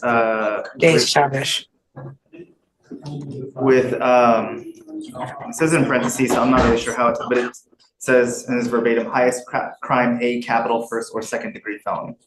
And they want no bond in New Mexico. Yeah, I'm sorry. It's a little bit too much baggage for me, Mr. Tapia. You know, with all those charges, it makes you just too much of a flight risk for me. And it's just too much. It's just too dangerous. I'm sorry. Even if I were to buy a plane ticket the next day, Your Honor? Can't take a plane. You've got a warrant for your arrest. You get on a plane, they're gonna arrest you the minute you try to get on. You can't take a plane. You gotta find another way. My concern is that if we let you out, you're not gonna go back. You'll take flight. And that's the main concern. Has he waived yet? Not yet, Judge. So the way it works now is if you waive extradition, we give that jurisdiction 14 days to come get you. And if they fail to come get you within that time, then we release you, or Harris County releases you. So on the 15th day, I would be released. Again, we talked about that, but again, the law says up to 30 days. Most likely it's 14 days, but except for extenuating circumstances, which we The discussed. law says 30, but we have so many people in Harris County and so many people in jail. As a courtesy, we do 14 days, right? Sometimes, every so often, they'll ask for an extension. I may grant it, I may not. It depends on how much they want, you know. But typically, by and large, it's 14 days. And if they don't come within that time, they file a dismissal and they release you. But you got to understand, even if that happens, the warrant is always there and it will always remain there until you go back and take care of it. Yes, sir. That's what I want to do, is just take care of it. So, well, we'll get you there for free here soon. and is it up to you guys, or is it up to Albuquerque to? It's up to them to actually come and get you. So we reach out to them and let them know, hey, we've got Mr. Tapi here. Can you come get him? And then depending on how many people, like, is it Albert? You said Albuquerque? It's New Mexico. It's Albuquerque. From New Mexico, you know, they may want to try to get everybody at the same time. So that's where they try to arrange it all at one time. They don't want to come back and forth because it's thousands of dollars that they're spending just to come get you. You know, it's expensive. It's not cheap. And I'll tell you this too, guys, you know, when you pick up multiple fugitive cases, depending on where jurisdiction you're from, they may try to recover that money from you. So you got to be careful. You don't keep picking these cases up because they're going to charge you. I didn't even know I had a warrant out. That's so. Well, be careful, you know. Yes, sir. Yeah. Okay, guys. Well, did you want to waive formal extradition? I believe that's what I signed, right? I waived it. The 14 days? Yes, the 14 Is that days. what you want to do? Yes, yes. Okay, guys. We wish you the best of luck. Okay. Thank you. Thank you. All right, gentlemen, you all can go right back through that door again for me. I'll be grabbing this. Mayor, put cases down on the docket, Judge.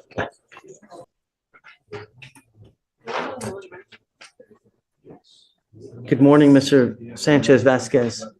Mr. Sanchez Vasquez, you're charged with driving while intoxicated, second offense. You are facing up to a year in jail and or a $4,000 fine. You've worked out an agreement. They're offering you 100 days in jail. Credit for the 50 days that you've done.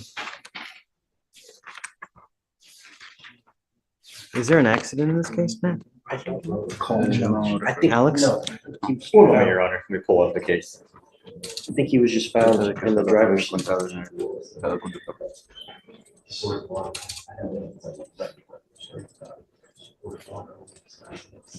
There's no accident, Your Honor.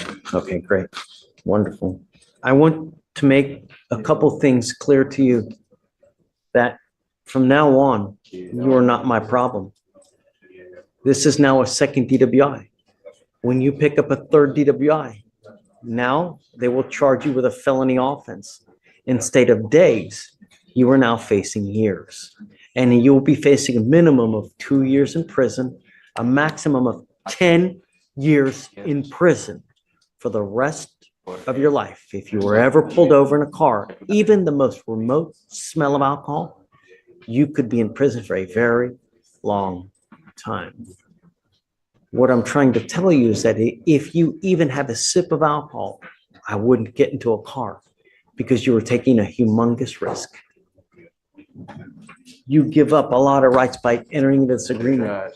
You give up the right to a trial, right to compel witnesses, testify on your behalf, confront and cross-examine your accusers. If you are not a citizen, there are possible immigration consequences. You can be deported, excluded from the country, denied naturalization under federal law. You give up the right to appeal. Once you plead guilty, you can never change this. Now, is it true or untrue that you had a 0.15 or above?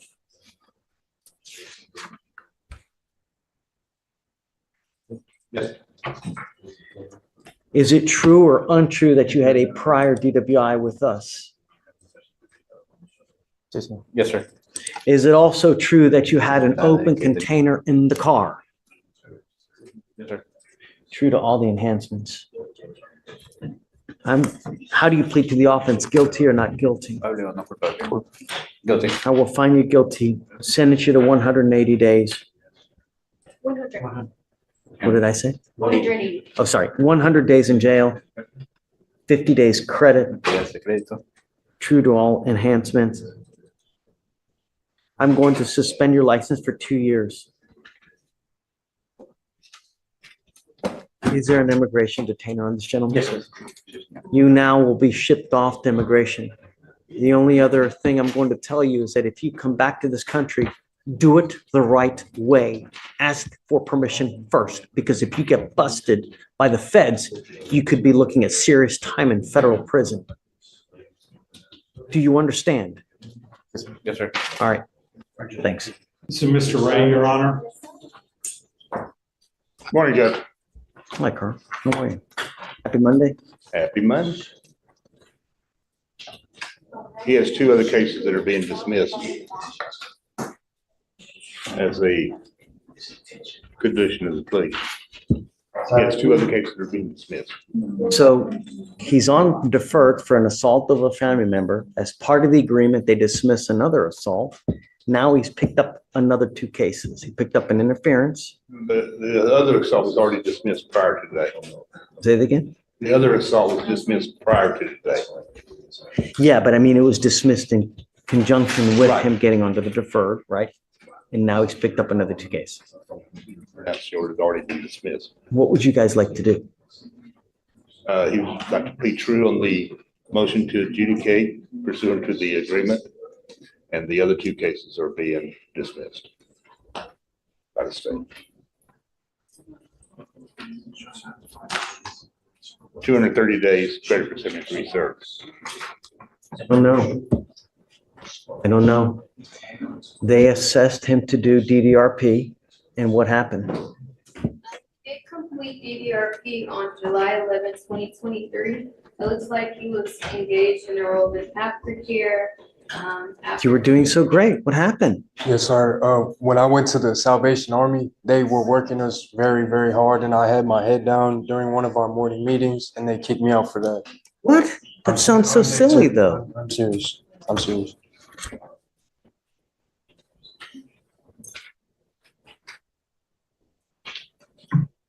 Is that when the cops came and then everything just went haywire?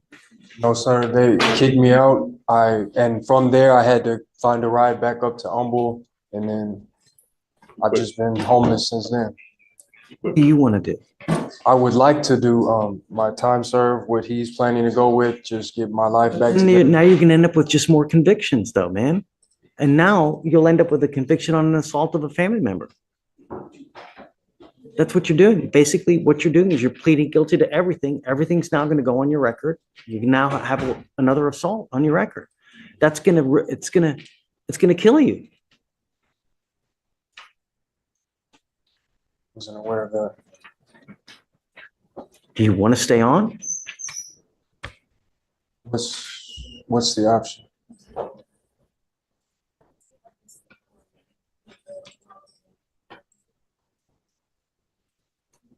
Taking any medication? Sir, Should you be taking medication? sir. Why aren't you taking? I got kicked out of Salvation Army. That was the last of my medication. What do you have in your life? No one. Where's no mom, dad? Where's mom and dad? I have them, but my phone got stolen and my ID and social security card after the Salvation Army, so I wasn't able to talk to anyone for months. You'd rather live on the street than live with mom and dad? I'd rather live with them, but I need to get in contact first, that's all. You can make that happen if you want. Yes, please. Will they take you is another question. I'm wondering the same.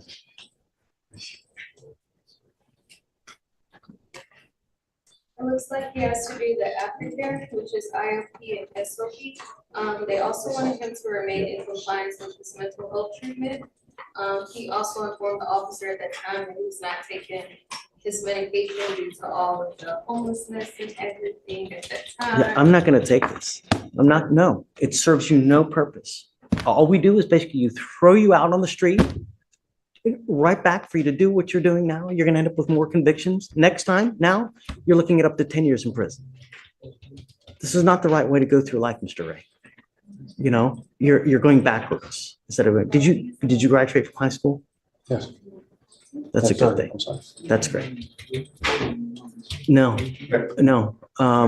So let's do this. Can you try to get in contact with mom and dad and see if they'll take him back? And then I would like to talk to your mom and dad too and see what we can do about getting you back at home and not living on the street. Why you would prefer to live on the street? Is it dope? No, sir. I just got in contact with my mother literally like 2 days before I was arrested. She got me a phone, but I'm just not sure if she would let me live there. So if I could talk to her, maybe, but. Let's see.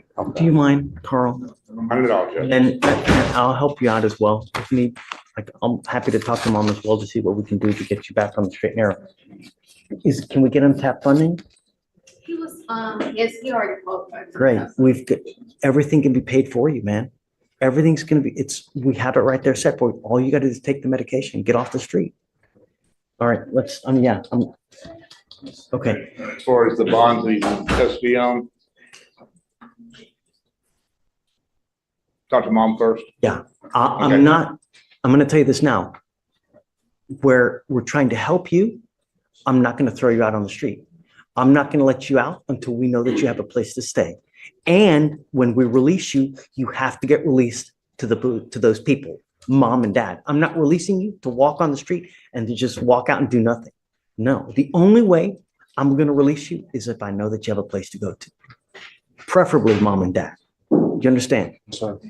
Make all the amends that you need to do. All right? Sir. Okay. Thanks, Carl. Steve. She cares for you. And what I want, Mr. Ray, is to find your place. And the only way I'm going to do it is on two conditions. Number one, and most importantly, that you take the medication. You need it. And when you take it, good things happen. When you don't take it, what happens? You start wearing orange again. And it's over, and it's over, and it's over. And I've got 1, 2, 3, 4, 5 criminal cases here to prove it. When you don't take the medication, bad things happen and you end up in jail. When you take it, the world is in your palms. Anything can happen when you take it. You have to continue. The other thing is that I'm giving you a curfew. I don't want you out in the middle of the night. Do you understand? Sir. Do you want me to let you out on jail? Sir. What I'm going to do is I'm going to extend you, and I'm telling you now, the next time you mess with us by not taking your medication, picking up a new case, or if you're mean to your mother, I'm just going to file a motion to revoke your probation. And then we will continue this game until you successfully complete the probation. I'm extending you now for another year. Yes, because I want you. The most important thing in your life that you need to do at this time is you have to get a job. Your mother and your father will not be here for the rest of your life. What's going to happen when they pass? You're going to have no one. And if you don't have a steady job with some kind of income, you're going to go nowhere in life. You'll end up broke on the street, missing teeth. Really, what you're doing now, Mr. Ray, Sorry. what you're doing now is you're trying to set yourself up for the future. Do you understand? Can you get it done? Sorry. Mom, Yeah, did you get the phone number for the lawyer, for Carl? I did. Okay, Yeah. that will be your point of contact for me. If you ever have any issues that Mr. Ray starts acting up, all you have to do is call Carl and he will get a hold of me and then I'll take care of business for you. Okay. So Okay. you have a direct line to me so that if you ever need me for any reason, he starts acting up, all you have to do is let me know and I'll take care of it for you. You must listen and follow her rules. I don't care what you think of them. Otherwise, you know what happens. You have any questions? No, sir. I'm going to put a monitor on your ankle so I know where you are at all times. If you take off and just leave, a motion to revoke is going to be filed. And I'm telling you now, I will not take the time served. We are going to continue doing this until you successfully complete the probation. My goal is to have you working in a job for a long time. That's the goal. And when you can do that, and when you can show me that, one, you're taking your medication constantly, and number two, that you've got a good job and that you've stayed there for a while, I'll take you off. That's the idea, so that you can be there and have a future for yourself. Do you have any questions? No, sir. That's it. Your bonds. So I'm gonna give him a bond today. He's, how is he gonna get to your house? Do you have any way, where do you live? Do you live here in Houston? I live in Kingwood. Kingwood? I don't have someone that can take him to your house, though. My only issue is, All right. I would like to release him to your custody so we know that he actually goes with you. Is that possible? Okay. Yes, I can come down and pick him up. Wonderful. So we will do release instructions that he's only allowed to be released to mom. I'm not going to play this game again with you. We're giving you another chance. All I'm asking you to do is make me proud. Can you get it done? Sorry. All right, make me proud. Okay. All right, Carl. Thank you. Got it. Thank you so much for taking my call, Miss Ray. Thank you so much, Judge, Yes. for being such a caring. I Well, like that. Thank you so much. I hope it, appreciate it. I hope it works. And if it doesn't, just call me. We'll keep doing this until it works.